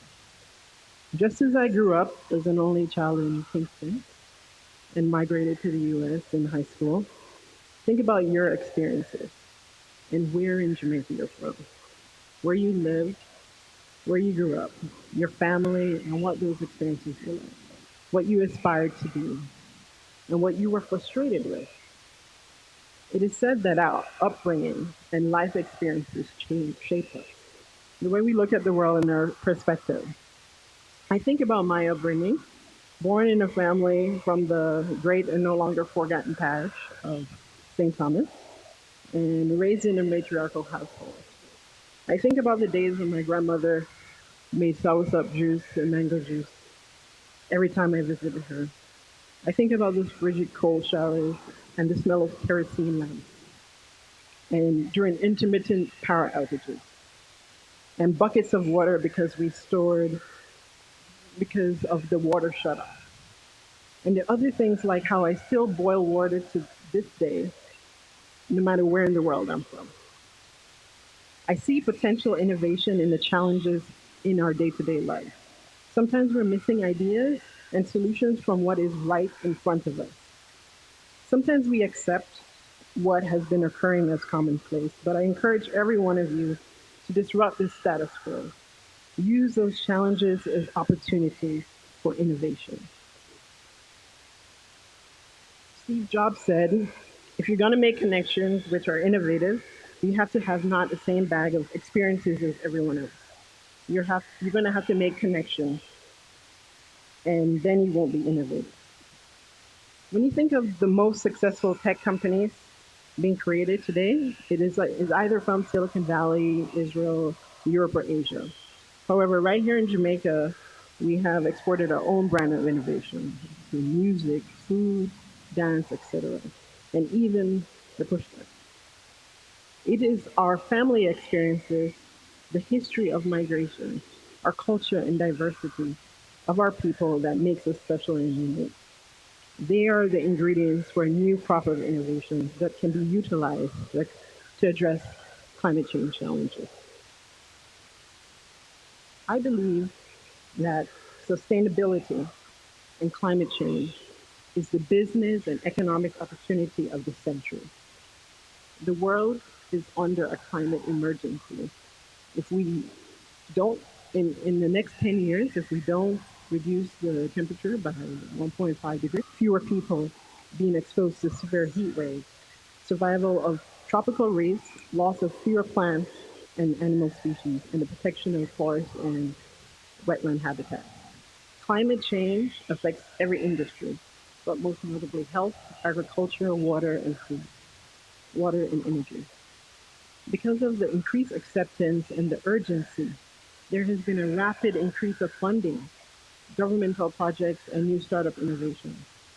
The capital markets have also taken notice and are integrating environmental considerations, social impact, and governance into business and investment decisions. They are reallocating trillions of dollars to address this challenge. This is an enabling environment that presents an opportunity to create new products, new services and solutions that will help and adapt and mitigate the effects of climate change for everyone. Furthermore, because the islands in general are disproportionately affected, in some cases it gives us first mover advantage to innovate and create solutions in a small environment before scaling internationally. The time to innovate and take advantage of new business and social impact opportunity is now. We are currently feeling the effects of climate change. Last month, as many of you know, in Kingston, there was record temperatures. Kingston was not alone. In Alaska, the record temperature reached 32 degrees. In southern France, the record temperature reached 45.5 degrees Celsius. And it's just going to get hotter from here. As higher temperatures become more common, the demand for cooling and devices will rise, driving the need for green innovation in this sector. Air conditioning is a twofold problem. It requires the use of more energy and uses chemicals that are harmful to global warming. There are hotter days coming, and there is both a need for new solutions and technologies that can keep us cool, but also reduce the effects of climate change.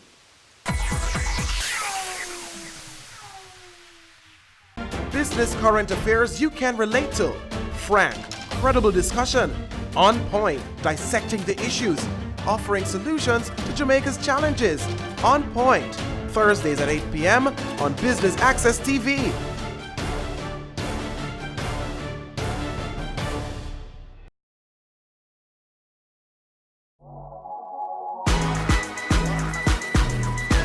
The Good Life, your trusted source for useful health and wellness information, lifestyle tips for the mind, body, and soul.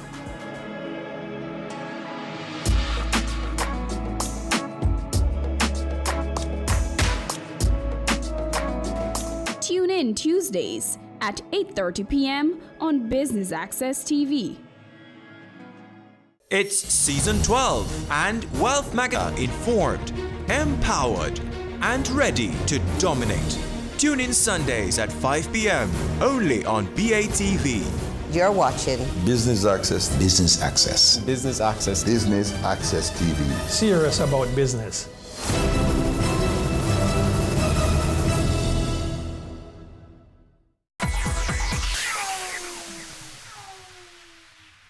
So today I will be speaking about Airbnb, which is very topical. The emergence of Airbnb in Jamaica and some of the debates and concerns that we have. I'm going to be pointing to what I consider to be a research gap and some questions, a very brief literature review, tell you a little bit about my methodology, what I found out, and some preliminary conclusions. I want to say that this is part of a larger body of work, and it's very much still in progress. So two things, forgive me if everything isn't there, and secondly, I really welcome your comments, which will help me to, I can utilize them as I go forward. All right, so these are some of the headlines that we see, that we have seen over time. I just went to our local newspapers, and you can see there's quite a debate happening, and this happens everywhere Airbnb goes. Very few people are neutral. They either love it or they hate it. So most recently, in the last week, we have had the issue of taxation come up, and the whole issue about how much are people earning from Airbnb currently. The last comment that really caught my attention was from the JHTA, Jamaica Hotel and Tourism Association. And they're saying, tax because we need a level playing field. And what is in quotation there, you can read for yourself. But in essence, the JHTA's position is that, look, these people are legitimate competitors to us, and we don't see why, if they are competing in our space, they shouldn't have to have the same, my words, burden that we have. So, what I have been noticing in this debate, there's a lot of talk, as I showed you the headlines, about Airbnb and home sharing. Airbnb, of course, is just one of the many companies, but it's a name that everybody knows. So, and it's what I'm actually focusing my work on. But there's a lot of stuff we don't know. For example, are they really unfair threats? Are they tapping into the same market as the hotels? Or are they just little people trying to make some extra cash? JHTA doesn't think so, that they're little people, but how much do we really know? Do they offer similar products? And in essence, it comes down to one question: what exactly are they doing? So I have some research questions that I will show you again in a little bit. But in essence, what I'm trying to understand is from the perspective of the host. So rather than going macro, I'm actually going to go micro, because hosts are the ones who make or break an Airbnb product. So that's what I will be looking at. So as I said, I'll mention these research questions in a little bit. But to just talk about the host, who is the host? Well, one definition says a good host makes his guests happy while they're in his care. So that's in essence what a host would be required to do. But in addition to that, a host has a legal and moral obligations. So if, some of us have studied hospitality law, and we know that, coming back from common law, innkeeper's liability and so on, you have the obligation to ensure that your guests are kept safe and healthy. But in addition to that, there's this moral code from many religions and traditions, meaning that you have to take the person in. In addition to that, in Jamaica, we have very strict legislation. And for a homestay, which currently Airbnb would fall under, there are 11 standards established by TPD, Tourism Product and Development Company, that have to be met. And they're currently looking at new legislation, they say. But currently, this is where it would fall. And hosts should also receive Team Jamaica training. B&B hosts, bed and breakfast hosts, are often lifestyle entrepreneurs, and that's a nice way of saying they don't necessarily do it for the money. There's a lot of romance and mystery associated with the concept of bed and breakfast. And the interesting thing with Airbnb is, it sounds like breakfast, bed and breakfast, and they're built on that notion, although they technically, they don't have to serve breakfast, and very few actually do. But remember that many of them are lifestyle entrepreneurs. And the services that they're expected to provide, they're very intimate, customer service oriented, personalized, and so on, because in many cases, you're coming into the home of the host. Airbnb now, what they say is almost anyone can be a host. That's what, if you go to their website, they will say that. But what you may not understand when you're following up on that, and they also say that there are 3 steps: list the space, decide how to host, and welcome the first guest. And that sounds really simple as 1, 2, 3. But in reality, each of those steps assumes a whole body of knowledge which everybody may not have. You have to understand how to market. You have to understand how to do your pricing according to the season, according to supply and demand, and so on. And of course, how to manage your property and to interact with guests. This afternoon, I'm going to be presenting on Airbnb and delivering the promise of Airbnb, the promise of entrepreneurship to Jamaica. And as my colleague mentioned, Dr. Craig, about the whole issue of Airbnb, it's a very controversial topic now. To tax or not to tax, those are the issues. But today for my presentation, I'm going to be providing and sharing some data with you about Airbnb's performance in Jamaica in particular. And please note that this is a part of a larger body of study. I'm actually studying Airbnbs not only in Jamaica, but also in Cuba and Cayman Islands and Bahamas. So the sample that you see me extrapolate data from is a part of a wider body of knowledge that is also currently ongoing and in process. So as you can see, it's the whole business of home sharing. So the idea is not lost upon us.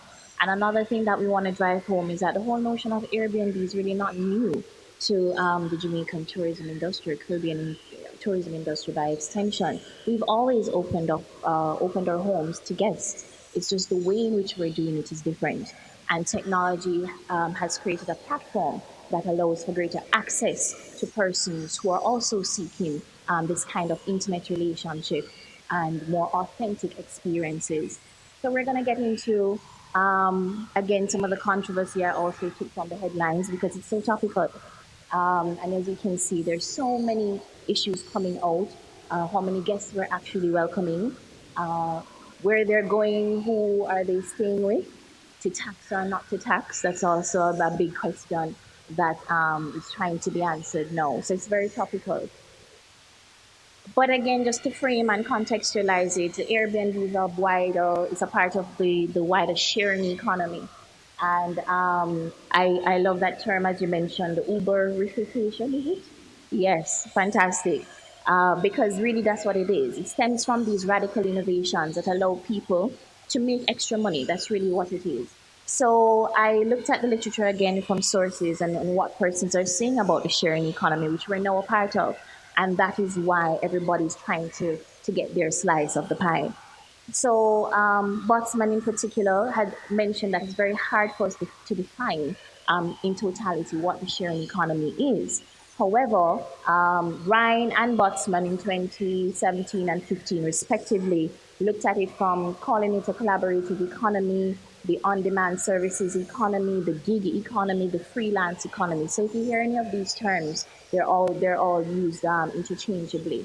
And basically it refers to the sharing activity of underutilized assets with the help of IT-based technology. So it's nothing new. It's just, again, the platform in which we're presenting it is a little different.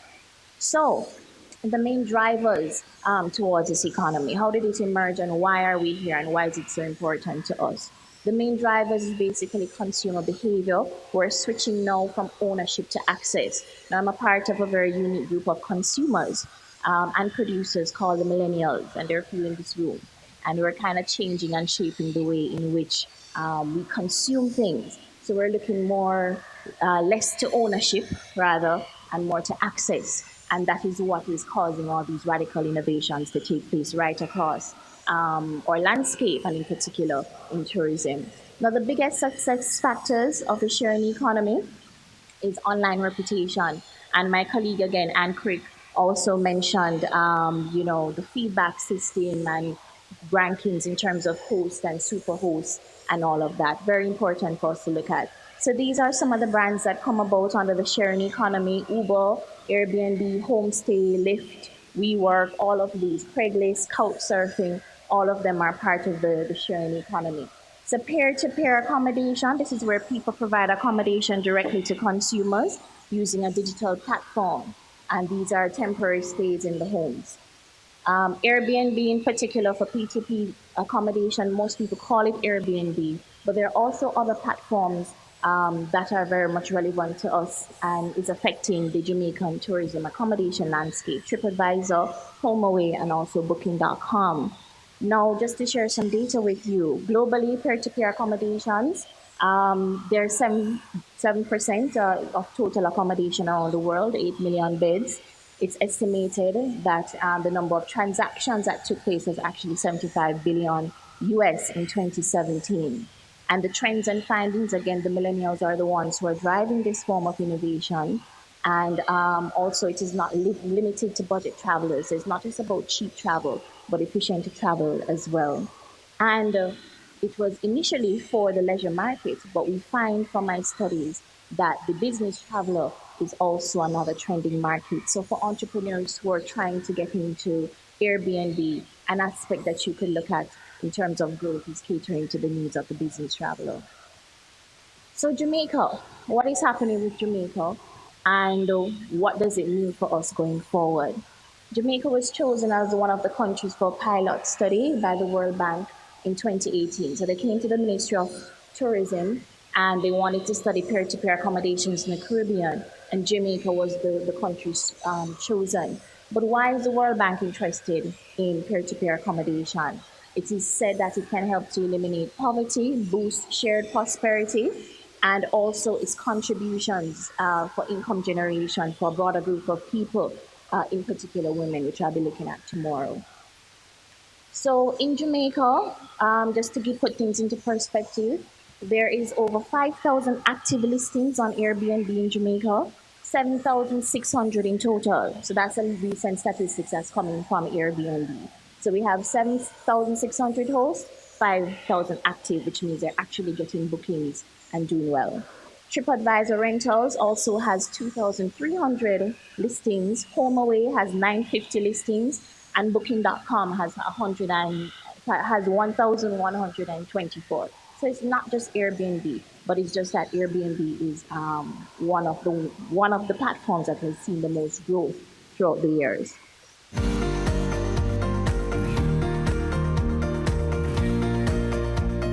Thanks for staying with us for coverage of the Mona School of Business and Management's 4th Business Conference. You're watching Business Access TV, serious about business.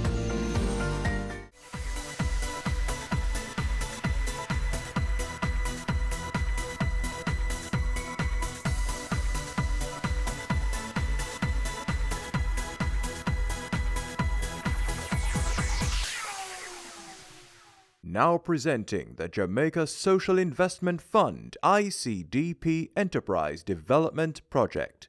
Entrepreneurial Grant Business Pitch.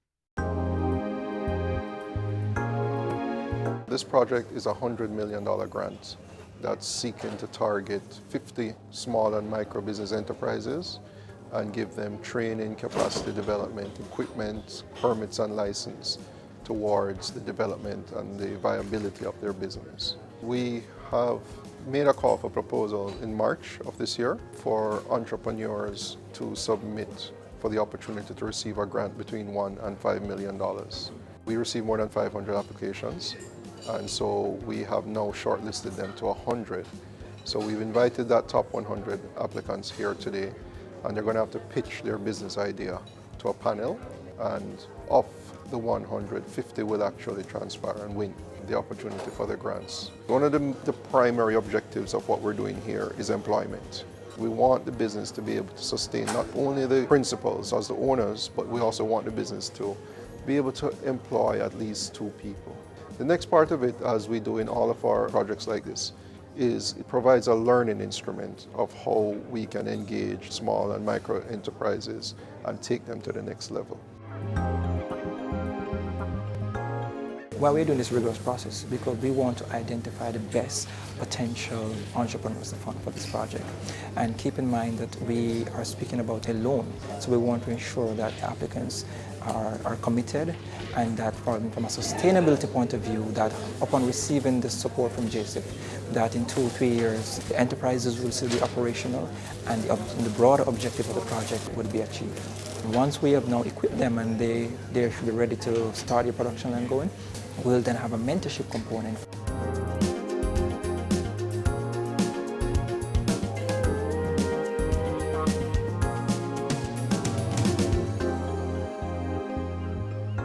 It has been a very competitive process.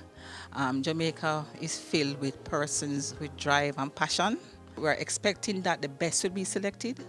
And then for those who are not successful, we are also hoping to link them to other providers of services, because I'm telling you today, from what I've seen, it is an excellent, excellent, excellent opportunity.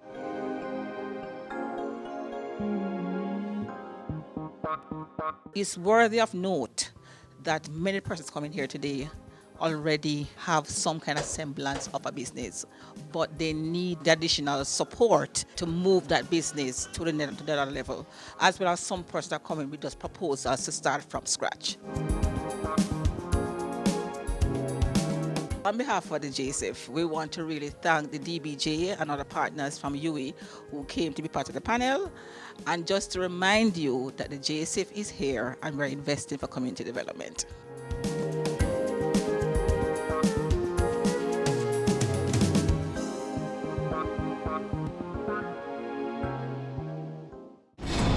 We are back with another exciting, innovative and inspiring season.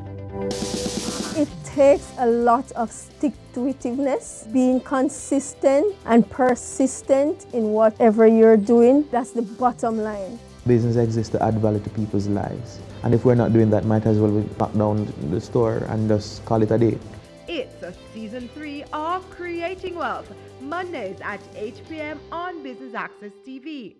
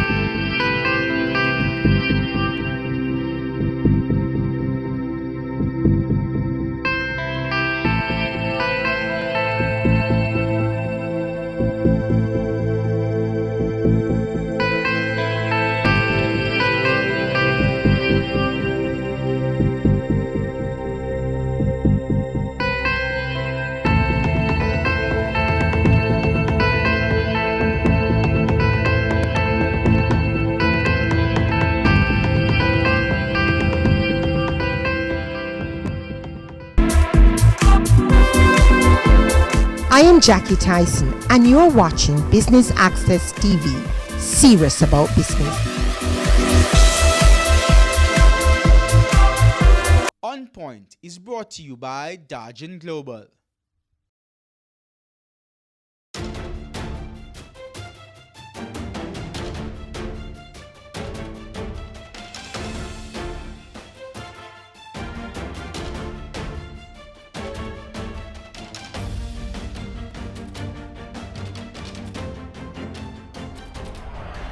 A very good evening and welcome to On Point. My name is Patria Kay. And I'm Dennis Chung. And we've got a lot to talk about this week. Yeah. Dennis, obviously the top of the discussion is going to be about the performance of the athletes at the recently concluded World Championships. Yeah, the two highlights to me were number one, Shelly-Ann Fraser-Pryce. Boom! And I've just always admired her, you know, her humility and, you know, the way she just seems to just do so much more, you know, in terms of her effort.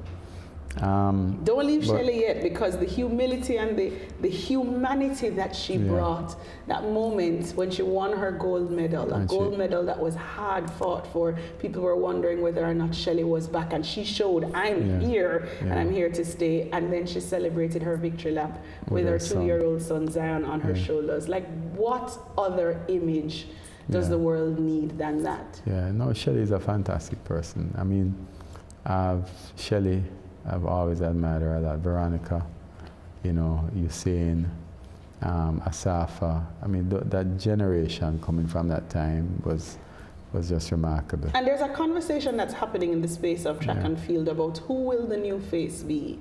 In the absence of an effervescent, camera-ready, antic always Usain Bolt, what is the new personality that you bring? Who is the new personality that represents the face of track and field in the same way that you used to look at Usain Bolt and he summed up the entire field? Who do you now look to?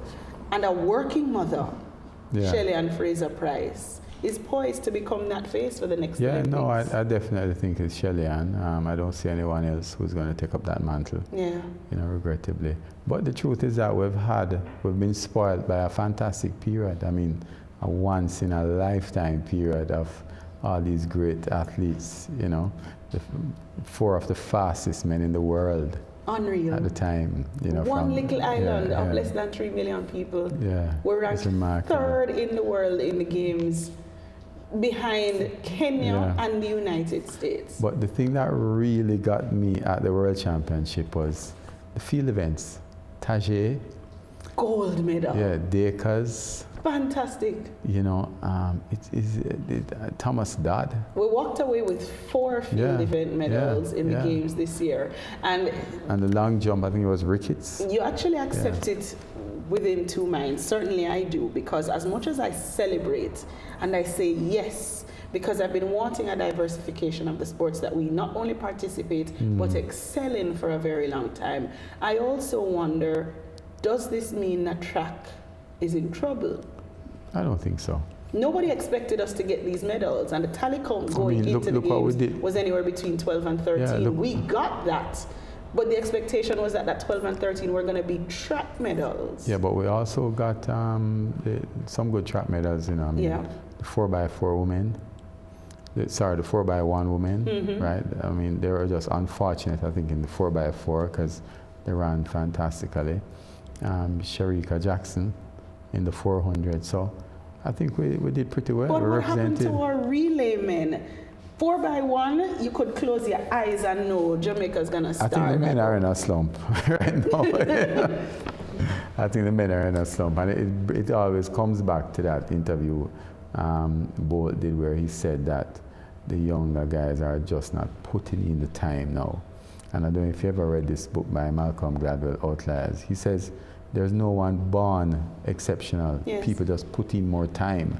And I think that is what the edge that the people of those era of Bolt and Shelley Ann had over them. Absolutely. You know, but you know, it's good that we can talk about that. But coming up, we're going to be talking to Stephen Shaw from the NWA about another important event that has been happening for over the past year, which is the roadworks, and what damage has been done to the road with the recent rains and how we're going to deal with that. But before we look at that, let's take a look back at some of the top business stories of the week. At number 5, another multi-billion-dollar ruling against pharmaceutical giant Johnson & Johnson. The company has been told to pay $8 billion in punitive damages to a man over claims he was not warned that an antipsychotic drug could lead to breast growth. A Philadelphia jury made the award, which Johnson & Johnson says it will appeal. At number 4, a silver lining seems to be appearing for those affected by the Thomas Cook collapse. All 555 Thomas Cook shops are to be bought by rival Hayes Travel in a move that could save up to 2,500 jobs. The independent travel agent said the move gives it shops in areas where it had little or no presence. At number 3, the Jamaican government is reporting that the first 4 months of the 2019-2020 fiscal year, that's April to July 2019, has seen revenue and grant inflows totaling just over $202 billion. This is 2% higher than budgeted and 8.9% more than the corresponding period last year. The better than budgeted outturn has been attributed to tax revenue inflows of $179.8 billion and non-tax revenue totaling $19.4 billion, which were 2.1% and 3.1% higher than their respective targets. At number 2, $38 million has been allocated to fund a forensic audit of oil losses at State Refinery Petrojam. Finance Minister Dr. Nigel Clark says the allocation is a demonstration that the government is serious about getting to the bottom of the problems at Petrojam. Prime Minister Andrew Holness ordered the audit last December to explain oil losses. The Auditor General will oversee recruitment of the forensic auditor for the undertaking. At number 1, former Education Minister Ruel Reid was taken into custody early Wednesday morning following a pre-dawn raid. Also arrested were Ruel Reid's wife, his daughter, Caribbean Maritime University President Professor Fritz Pinnock, and Counsellor for the Brownstown Division in St. Ann, Kim Brown Lawrence. They were charged with breaches of the Prevention of Corruption Act, conspiracy to defraud, misconduct in a public office of common law, and breaches of the Proceeds of Crime Act. They all appeared in court Thursday morning where they were granted bail. When we come back, on point will be Jamaica's roads.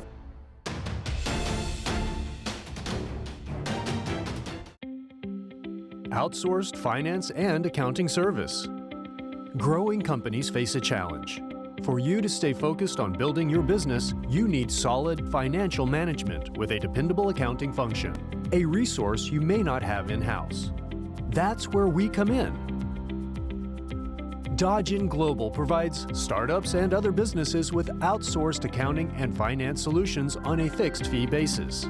No matter what your size or fundraising status, we can tailor our services to fit your needs at every stage of your company's life cycle. Whether you want to add expertise to your existing team or completely outsource your accounting and finance functions, we offer reliable and economical options, including accounting system installations and upgrades, from simple to complex, help establishing preferred banking, legal, payroll, benefits, and HR relationships, paperless online bill payment and bookkeeping, financial reporting and advice for management and investors, financial statement audit management, sales tax compliance. Our team can help you make smarter, more effective decisions. Let's have a conversation. Contact us at email info@dodgen.global, website https://dodgen.global.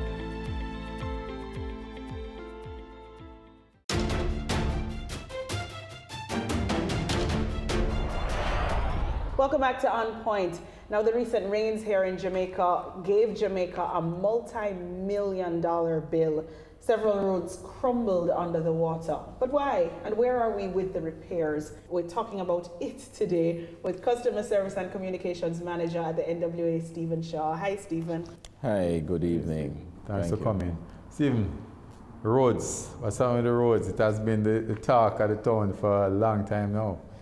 Yes, I mean, and the roads will continue to be the talk of the town because most Jamaicans depend on roads to get to and fro. And, you know, all the services that we requires us driving from one place to another. And how else do we get around on the island but via road in the main? So roads will always be in the mix where discussions are concerned. Let's get to the budgeting of what happened over the last 2 weeks. Rains.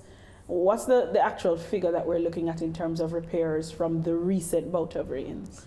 Well, the Prime Minister did speak in Parliament and gave some numbers. And those numbers would have been preliminary based on what would have happened up to that time. We're still in the mode where all of those numbers are being crunched. But what I can say is that We have been able to reopen all the affected corridors in those parishes that were severely impacted. All but 2 corridors would have remained closed, and that is because we need to do significant civil works. And those 2 are? There is Job's Lane over in St. Catherine, that's near the motor vehicle exam depot, and then there is a road from Lower Chapelton to Rock River, and that particular corridor requires a couple of retaining walls, and we need to also replace some culverts that have collapsed beneath the road. And I'm going to go back to the budgeting, because when you sit down for a financial year and you plan roadworks that are expected, a repair budget, it's modest, I assume. Yes. Nobody anticipates 2 weeks worth of rain that will decimate some roads in the country that will have to be repaired with urgency. How do you budget for that, and how do you finance that budget? Well, we, every year, as a matter of fact, roundabout now, we put together a program and a budget based on the program that we would have formulated. We get funding from a couple of sources. There is the funding that we would get from what used to be the road maintenance fund. That's monies where we get 1/3 of the motor vehicle licensing fees. And we also get budgetary support from the government otherwise. And so we will get somewhere in the region of $2.5 billion at the outset. And usually, and that is for routine Everyday activities. maintenance, yes. We will get additional funds to execute works under what we refer to as the Capital B program. So the Capital B would be like the Mandela Highway, Constant Spring Road, Hagley Park Road, South Coast Highway, and the like. Those big mega projects. But act of God, 2 weeks of rain, you're not getting additional funds to pay for that, so something will suffer.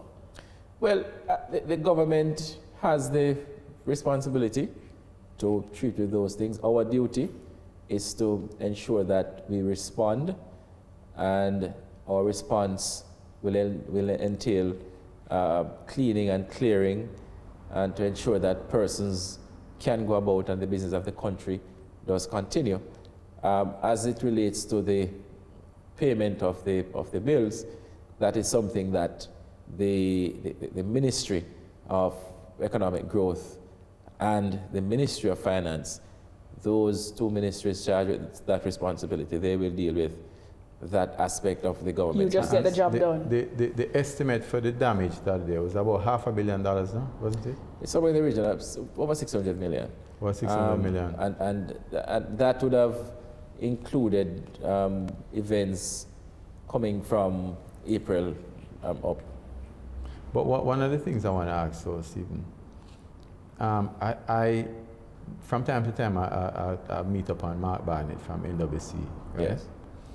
And it seems as if, even we're doing some roads and things, but we really have an infrastructural problem, eh? Our infrastructure is really crumbling, eh? You know, we do have an infrastructure problem.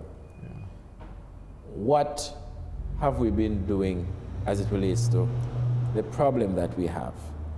So we have put together some programs, with the latest being the Major Infrastructure Development Program, through which we have treated with significant portions of our network. And we have used a different approach in that hitherto, where a road will be built, drains put in, but the effort to put in are to improve the water infrastructure or the sewage infrastructure would not have been part and parcel of the overall road construction. And you guys got licks for that. And rightly so. Now, the government has taken a different approach in executing these works. So we are doing, not the road is coming at the back end of all the other infrastructural works. So in effect, you have 4 projects or 5 going on at the same time. So we're improving the sewage infrastructure or putting in where none exists. Yes. We're improving the water delivery. We're removing poles, putting in sidewalks, and then we are putting in the roads. Also, the telecommunications companies use the opportunity to also upgrade their own infrastructure. But we still have moments where there are repairs, because Dennis talks about an aging infrastructure. We have old pipes, and there are very many times that the road has to be dug up to be able to access that. Yes. Whose responsibility is it to fix that road after it's dug up? If, let us say, we have completed the activities, everything is back to normal, there is a burst pipe beneath the road, it is the authority with responsibility for water, in this case, NWC, that will be responsible for, first of all, fixing the leak, and there will be some engagement afterwards where the fixing of the particular bit of road is concerned, based on the more recent discussions that we have been having between the 2 entities. So that repair would be done by you at NWC's expense? That is based on the agreement that we would have at that particular time between ourselves and the NWC. If that is the arrangement, then that is what is going to be done. Because the complaint of many is the quality of those repairs that's done. Yes. The time frame in which those repairs are done, and the actual quality of the work. NWC can't come back and check that it was done properly because they don't know what they're checking for. Yes. NWA is the road authority. And there's the sentiment, the feeling that if there are road works done and a repair eventually happens, it's substandard. Yeah, and we have heard the complaints, and we have actually seen some of these things. We have written, and that is why I think there is a greater effort at collaborating, at having the particular entity with the know-how doing that which they are competent and capable of doing. And so if the Water Commission in this instance, there is no doubt that they are the water authority. They know much more about the movement of water and how to fix leaks and so on than we do. Our job is to ensure that the road stands up after all of that would have been done. There are times when the Water Commission may engage private contractors to carry out its work. In recent times, we have been engaged to carry out those types of repairs, and that agreement is in force, and it continues to be honored by both sides. But as Patria is saying, though, shouldn't it be a policy that anything to do with the road is done by NWA, and then whatever organization is so compensated for? Well, I mean, when it comes to policy and where policy goes or doesn't go, at our level, at the operational level, we really have no control. So that is something that you would better direct at the policymakers and not at the operational individuals such as myself. Because we've suffered because of that, for a very long time. I mean, I see the improvements in terms of the collaboration that takes place between NWC and NWA. But as Patria said, the quality of the roads, I mean, NWC is... The challenges and the difficulties that the arrangements that existed hitherto, where you have one silo here, another silo there, and then the two are not really on the same on the same level. And they're So under two separate ministries, eh? right now, we're under the same ministry. It's the Same. Ministry of Economic Growth and Job Creation. Let me ask a right, stupid question. Roads have a warranty? The contract, when you do work with a certain value, you have what is referred to as a defects liability period, and that period may go up to a year, depending on the size of the contract. Now, there is an argument that has been put forward, and there are some persons within the organization who shares the view that we should have a longer period where if defects appear, then the contractor will be responsible, subject to different things.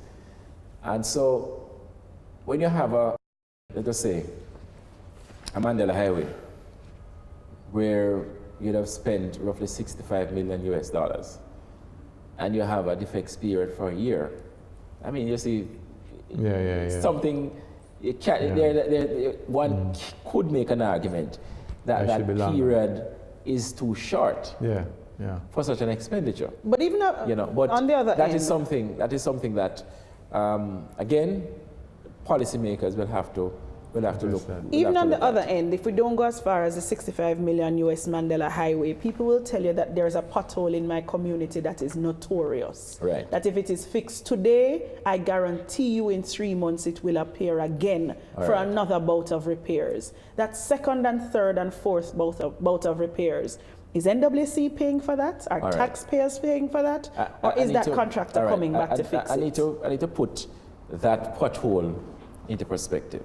Now, many times when we go out and patch a road, it is because there is an inherent weakness in the surface and or base of that particular road. So you have a breakdown, the surface might have oxidized, old, aged, it cracks and lends itself to bits and pieces popping out, especially whenever you have heavy rains, as we have experienced in recent times. So you go and you patch that hole. But the cracks are there, maybe not visible to you driving by, but if you should come out of your car and look, you'll see those what we refer to as crocodile cracks.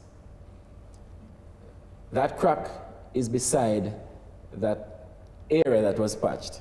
Okay. Water seeps into that. And leak under it again. And it pops back out. I mean, because that area is newly done, it is more vulnerable. Sometimes there is that.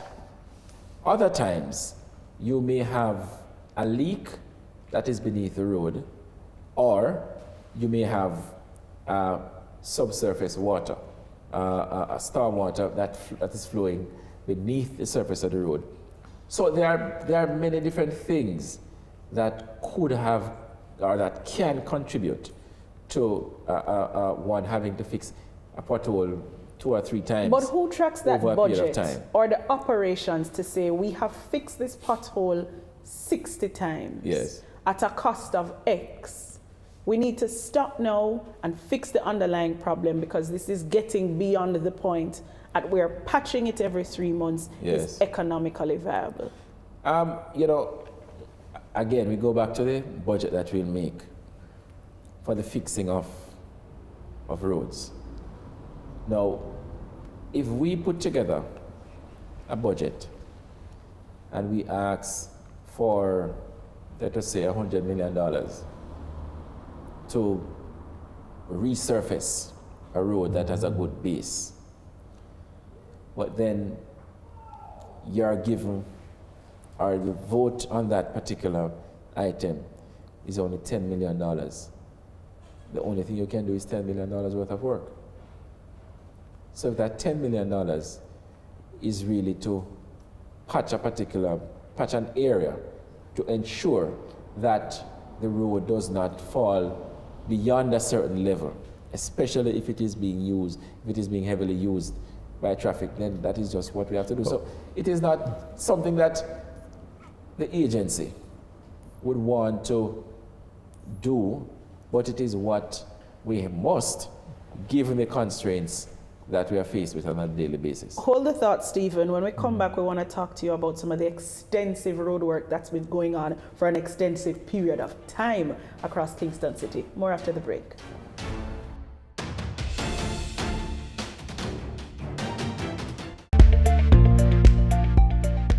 Internal audit. Internal audit service is vital when organizations aim to achieve reliable financial reports and regulatory compliance, navigating risks, streamlining operations, and promoting stakeholder confidence. The benefits of a high-quality internal audit are limitless, especially when you secure yours from a firm with deep industry experience, exposure to hundreds of organizations, dedicated professionals, and proven methodologies. Whether you're looking to establish an internal audit function, attain or maintain compliance with various regulations, mitigate your risk of fraud, or gain an overall assessment of your internal controls, you can count on Dodgen Global for reliable and timely business solutions. We've helped organizations nationwide and across industries to establish internal control structures, create an internal audit function, or improve an existing one, and maintain regulatory compliance. We provide ongoing education as regulations and public perceptions change. We are trusted advisors for management and boards. External auditors can be confident in our work and its results. Let Dodgen Global be a turnkey solution for your organization. Our team can help you make smarter, more effective decisions. Let's have a conversation. Contact us at email info@dodgen.global. Website https://dodgen.global. Your business matters. Business Access TV offers you the most innovative and effective advertising solution for your business, specializing in B2B sales, cost-effective solutions, the customers you want, the repetition you need. No matter the size and nature of your company, your business matters. Call us at 876-291-6233 or 876-376-4225. Email sales@batvja.com.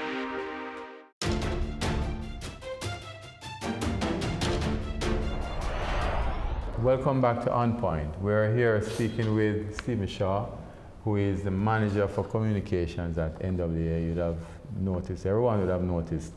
Yeah, we want to find out what's happening with the road repairs. We have made significant progress, and I can speak to start in the west, the road from Ferris to Markfield.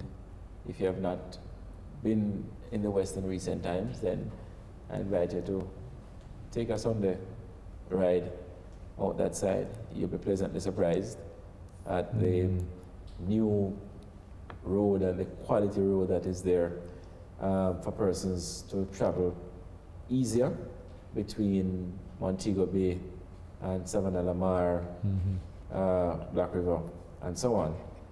That's going over the hill? No, it's actually when you reach the Ferris, traveling from the border of Westmoreland, St. Elizabeth, Fonthill, White House, coming through Cave, all the way down. Yes, Belmont. Yeah, you take that right turn when you get at the gas station at Ferris, and it takes you to through Deans Valley, Withorn, Haddo, and those places heading towards Montego Bay. And it's not just resurfacing of that road. That road is actually also being reconstructed. Yes. Corners have been taken out, new alignment, as I said, new bit of road, wide, can accommodate the types of vehicles that are now using our roads. Stephen, on that, the types of vehicles, because when you go to that, and in the past, one of the criticisms is that the contractors used to work on the roads. They never do it properly, because as soon as two heavy trucks drive on it, you have a problem. St. Thomas, for example. And then they build the trucks and say they're overloaded. Yeah, okay, no. We do have a problem with overladen trucks. There is no getting around that. That has been scientifically proven. We have weighed, we have observed, and we know that there is a problem with our trucks being overweight. And we do what about it? Because I've seen scales put on the side of the road. From the standpoint of the National Works Agency, because remember, it's joint of government, our responsibility is to ensure that we design and build roads to accommodate the legal loads. Now, the legal load for, let us say, a 10-wheeler truck is 25 tons, including payload. In other words, truck and both chassis and load should not exceed 25 tons. Some trucks carry an extra axle, and that will account for an additional 5, so that truck can carry maybe 30. Yes. But what do we have? We have vehicles carrying upwards of 40 tons. And that not only does damage to the roads, but also to the very vehicles that they're driving. You know, and the truth is, many of these operators, these drivers, they are aware of the fact that they're overloading. They're also aware of the penalties, but some of them are not aware of the potential damage, and not just potential, the actual damage that they're doing to their vehicles. And I have to know this. This must be hard to enforce, though, Stephen. How do you look at a truck? How do you police this in a way to ensure that you catch the culprit? We have, again, you're taking me outside of the NWA's realm. Absolutely. Right. But that is really for the Ministry of Transport to treat with. And I know that it is something that has received their attention and is receiving their attention through the way stations. The police have been working with the Island Traffic Authority, where they have mobile scales. I can't speak to, you know, how frequent they do these spot checks, but I'm aware of the overall program. And I just ask you because it's going to require a joint-up approach. It's going to require a multi-pronged effort, because you have to deal with the consequences of an overladen truck. How do the various players come in and function to ensure that taxpayers don't have to fix another road because of a heavy truck? And from our standpoint, what we're doing is that in designing these roads, we take into account the fact of the heavier vehicles, not just the vehicles plus the load, but the vehicles in and of themselves are bigger, heavier than those that would have been using our roads when these roads were designed. I want to get back. Go ahead. So that is part and parcel of the consideration when we design and build new roads. Stephen, what does it do to your budget if you were to design for a 30-ton truck rather than a 40-ton truck? That's a significant increase in the budget, eh? It is, because you have to now look at the amount of base that you're going to be putting on.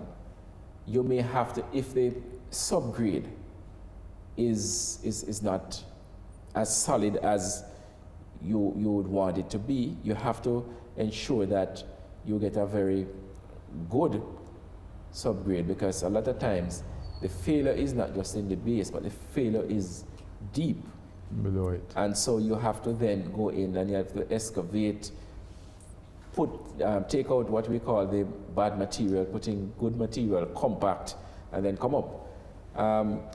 So all of that we have to consider. If you for the base, sometimes, and we have used to good effect. For example, Marcus Garvey Drive, we did a stabilized base. This is where we actually mix the material, the fines, the stones with cement, and we spread it, damp it a little bit, roll it, and so it's harder. It's like a concrete road almost when you're finished with that. But of course, there's a cost. Absolutely. We veered off a little bit, and I don't want us to not get the update on the big projects that are out there. We started in the west. I want to jump over to the east. 2 projects in particular. One junction, 2 that St. Thomas to Portland stretch. All right. The junction road is continuing. We are at a point now where we are still excavating in an area that is exceedingly precarious. We have had to restrict the movement of vehicular traffic for every day as we continue with the extensive earth movement and also the blasting of huge rocks in that area near the Broadgate community. We expect that by the end of this month, we should be significantly there as it relates to completing the heavy lifting along that particular corridor. Subject, of course, to the weather allowing the contractor to do the kind of work that is necessary, because we have had some setbacks during this period when we have had the inclement weather. People are most interested in the end dates. Inclement weather, setbacks, they want to know when will this be over. And so we, I would say now we're just going into the second week of October.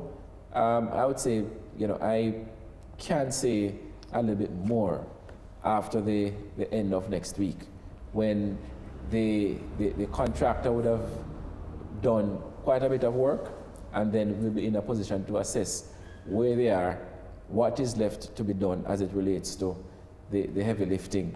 And so we'll be in a position to possibly speak to some criticisms though about that particular leg. Yes. People are feeling like it's moving slower than certainly some of the other projects that we would have seen underway. And it's not just a feeling, it is factual that it had been moving a little slowly. And we have had conversations with the contractor. We have actually... Is this a local contractor? It's a local contractor. Yes. And I think in recent weeks, they would have upped their game. And so we are seeing a bit more productivity. I have to press you a little bit more on that, because people are making juxtapositions. Yes. Chinese work move fast. Local contractors are moving slower. Yes. And so the question is, 1, does it have to be that way? And 2, with all the roadworks that are happening with Chinese crews, is there no learnings that's happening on those projects that's being passed on to local contractors? Or if we want a fast road, we're going to always have to turn to the Chinese? No, let me say, you're not comparing apples and apples here.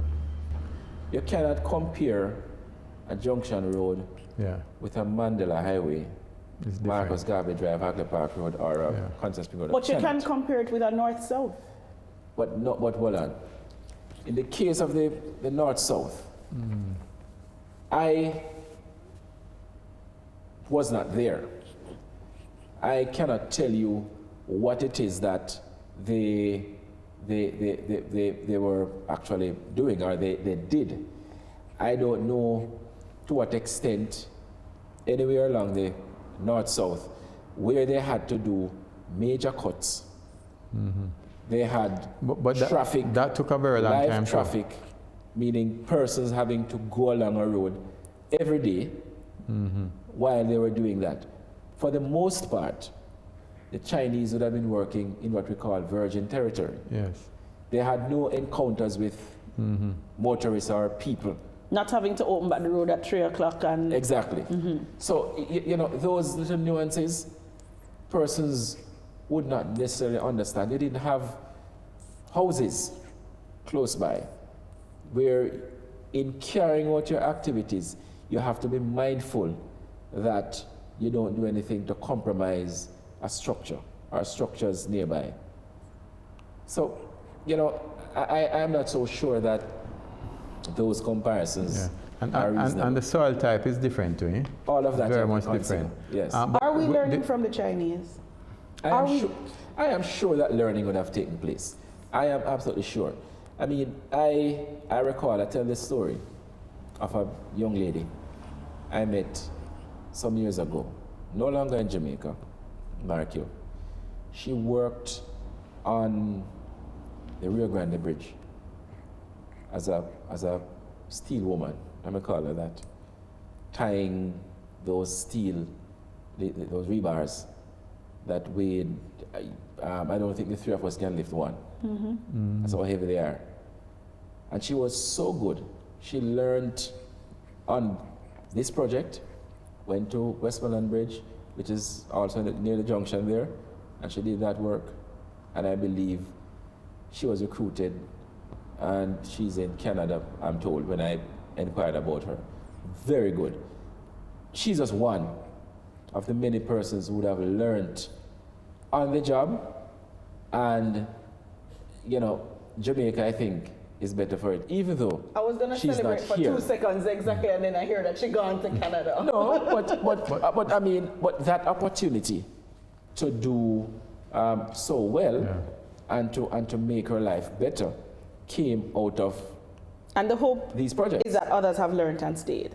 Many persons. Stephen, you know, one of the things I want to ask you though, I mean, we're happy for the roadworks, right? Yes. And particularly junction, I mean, I think that's a great improvement that's happening, right? But there was so much inconvenience. Couldn't it have been better organized? I think particularly about businesses that have suffered and have to close down because of the roadworks. Well, let me lump up some others in that same question. Not just junction. Let's talk about Hagley Park. Let's talk about Constant Spring Road and those casualties of development. Yes, you know, in doing our own assessments, I think that there are things that could have been done differently.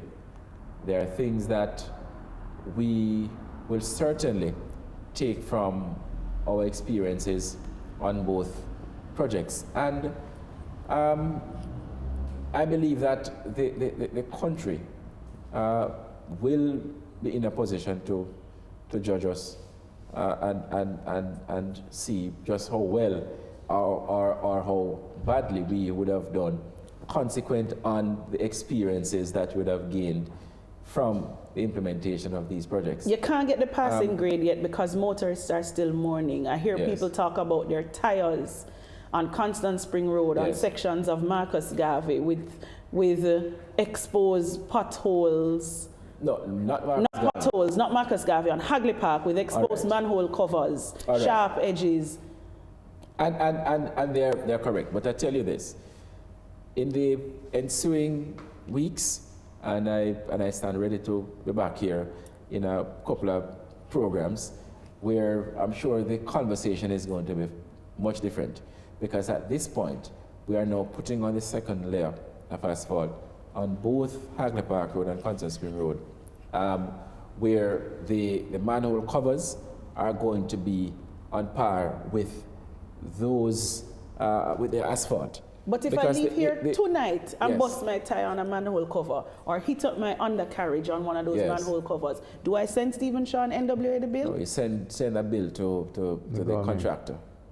Which is who? China Harbour. Send the bill to China Harbour. If you have a bill, send it to them. But my view on it though, you know, my view on it though, you know, I mean, my view on it though, is that, I mean, I see the potholes protruding. I don't think it can damage your undercarriage or anything, but people must drive carefully. Dennis can say that because he drives a big van. For the people with little vehicles that are close to the road, they have a different but people must drive carefully. I mean, you're driving on a road and you see all of this thing. Take your time and drive. And remember, it's a 25 km zone. Yeah. It's not even though you see blacktop, you see nice pavement, not finished, but people still treat it as an invitation to speed. I get in the rap signal on the vein of not finished. When will all this, certainly within the KMTR, when will it be finished? At the end of this month, I think we are going to be significantly there. we have a couple of things that must be done, and these are crucial.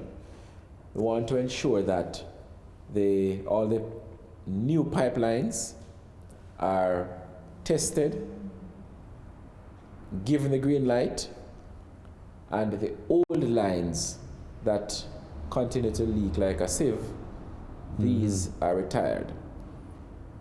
Because, like you said earlier, or Dennis might have said it, doesn't make any sense we have a new road, and so often we have breaks in this old line, which is going to be causing problems for all and sundry. So we want to ensure that all the tests are done, new lines pass, cut over takes place, people are put on the new system, and we should be good. Are we carrying these roadworks into 2020?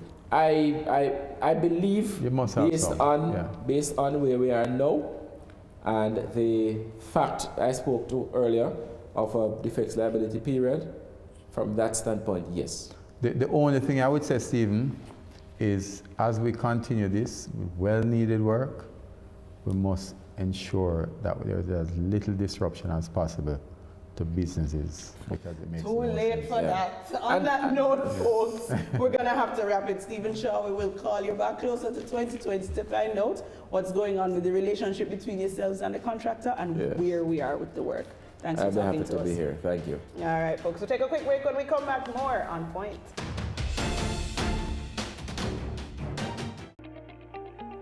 Taking the pain out of the audit preparation. Crow Jamaica now offers audit management services, AMS. With AMS, Crow team manages your external audit process by providing the following. 1. Prepare and review schedules for your external auditors. 2. Prepare responses to your external audit team queries. 3. Assign our team members to locate supporting documents during field work. 4. Draft financial statements in accordance with IFRS to supply to your external auditors. 5. Provide guidance to your internal accounting staff regarding classification and recording of transactions. 6. Review your general ledger for accuracy. 7. Prepare necessary journal entries. 8. Prepare fixed asset register. 9. Prepare accounting and operational manual for effective internal control. 10. Liaise with the company external auditors. We work with your team to achieve timely and effective external audits, resulting in timely completion of your audited financial statement, while your current staff focuses on their daily activities. Contact us, info@crowhorwath.com.jm. Website, www.crow.com/jm.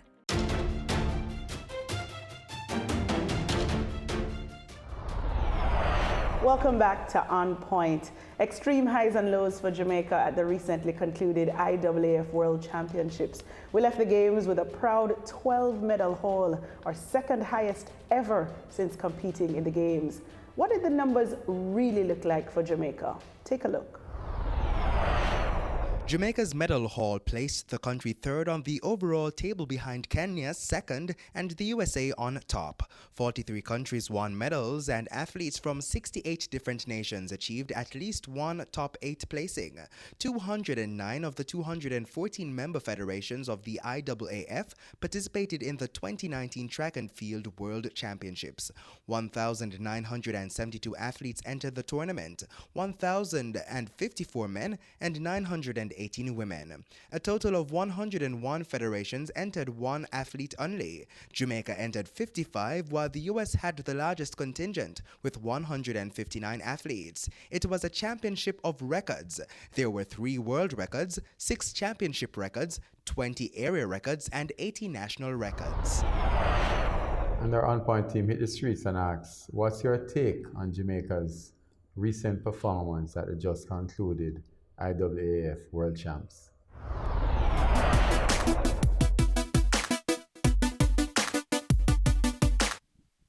I think they did quite well, because considering who went there, they did pretty well. And considering what happened before when they were really at the top of the game, they did pretty well, I think, especially the women and the field events. They did quite well. I believe they have done very, very well, win or lose, and bring in Jamaica team because the training that they're going through, I could not do it. And whether they made it or not, I think we all should appreciate them. Well, we do great and excellent, and God bless them and keep them. Yeah, I'm happy for them. I'm really happy. They did good. I'm happy and glad for their performance, you know? Yeah, so glad how they really go on and the Chinese them drop them look button pan them look really about. They look blunder there, but the Jamaican them go on good so far. 100%, and you know, Shelly-Ann Fraser-Pryce has been crowned the queen and the hottest woman in the world right now. That's a good thing. Nobody can take the title left on her again. She gone on road. I was pleased. Wonderful. I mean, what more could I ask for? After Bolt, no people wasn't expecting would I get 12 medals. Really didn't matter the color, we still get gold. And that is wonderful. It goes well for the future. Come next year at the Olympic, I'm really looking forward to it. Our overall performance, people say it's promising, but I think it's dwindling. I think we need a new crop of runners. We need to invest more. We should have been investing, but I think where we fall short was that we weren't preparing properly for Bolt's departure. And it's obvious they're trying to be optimistic in the media, saying that, you know, they did well and there's a bright future ahead, which I don't see, because I honestly believe that Shelly-Ann can't go any further. I think we did very well because, you know, during the Usain Bolt era, people were thinking like, what is going to happen after? And so I think for what we did in both the track and the field events, I think that was very well done. I'm so happy for us.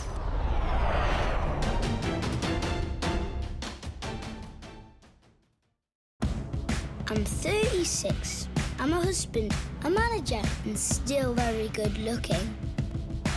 In 2 hours, I have the most important meeting of my life. But first, it's time to play.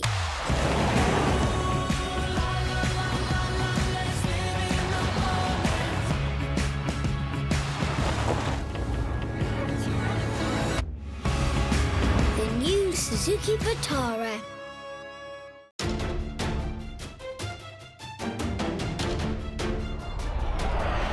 There is interesting discussion there not too long ago with Stephen Shaw. I appreciate the fact that he's always available to face the music. However, what he has to say sometimes isn't pleasant news for the people of Jamaica. No, it isn't. But, you know, in talking to Matt Barnett, NWC, and other persons, you find that you appreciate the fact about the age of the infrastructure we have in the country.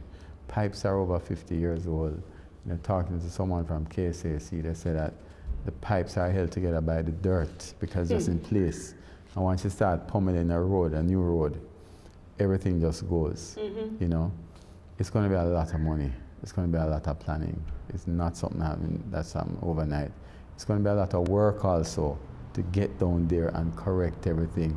I was just talking to Mark Barnett today, and he's saying that people don't understand that when you put a new pipe in place, you have to not just lay it, but you have to flush it out, make sure everything runs, make sure it can take the pressure, because if you don't do all that preparatory thing, he said it can actually get you sick, the new pipes, if you don't flush it out properly. Totally understood. With regards to the NWA and the work that they do, one of the fears is that 2 weeks of rain is act of God, and 2 weeks of rain could easily happen next month and the month after and the month after. And when you're talking about almost $600 million worth of rainfall in one financial year, you have no control over when it will rain, when it will rain heavy. You have no control. He said it since April. You don't know when hurricanes will come. You don't know when, because Jamaica has that old infrastructure, we don't need a hurricane or a storm for a road network to crumble. You need a little bit of rain. Just a little bit. And then compound it with all of the fact now that people not disposing of the garbage properly. So everything blocked up, you know.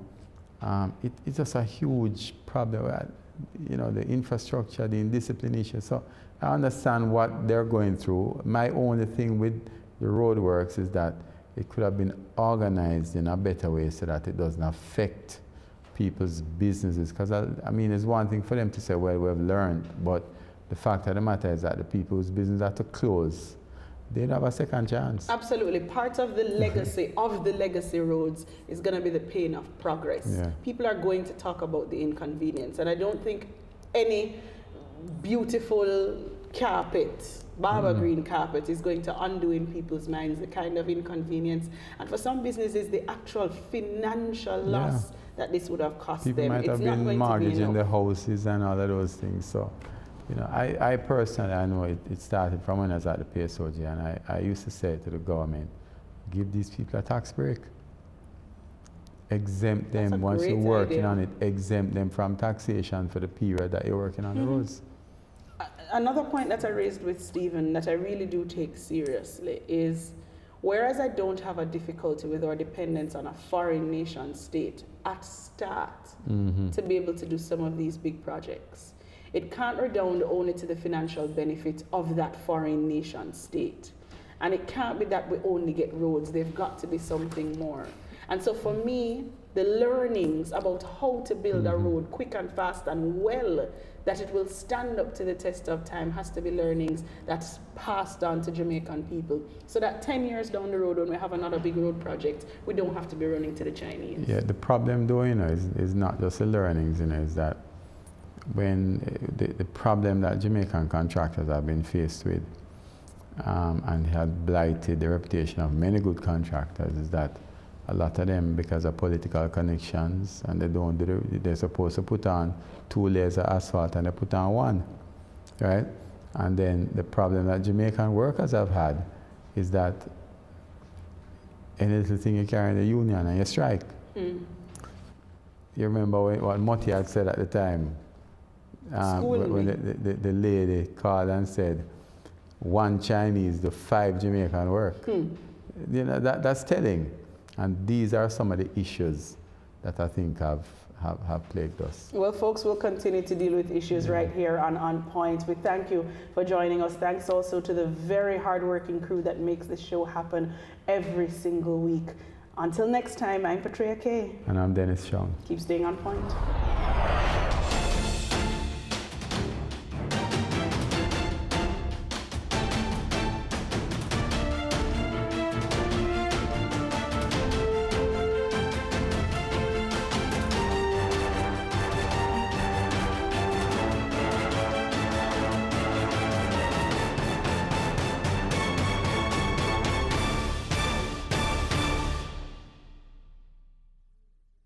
On Point was brought to you by Dargin Global.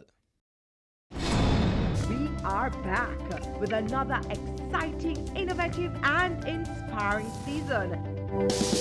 It takes a lot of stick-to-itiveness, being consistent and persistent in whatever you're doing. That's the bottom line. Business exists to add value to people's lives. And if we're not doing that, might as well we knock down the store and just call it a day. It's a season 3 of Creating Wealth, Mondays at 8 p.m. on Business Access TV. They say it takes a village to raise a child, but the world will one day need the leadership of that child. The time you spend with your child matters. It stimulates their minds and shapes the way they act. Talk with your children.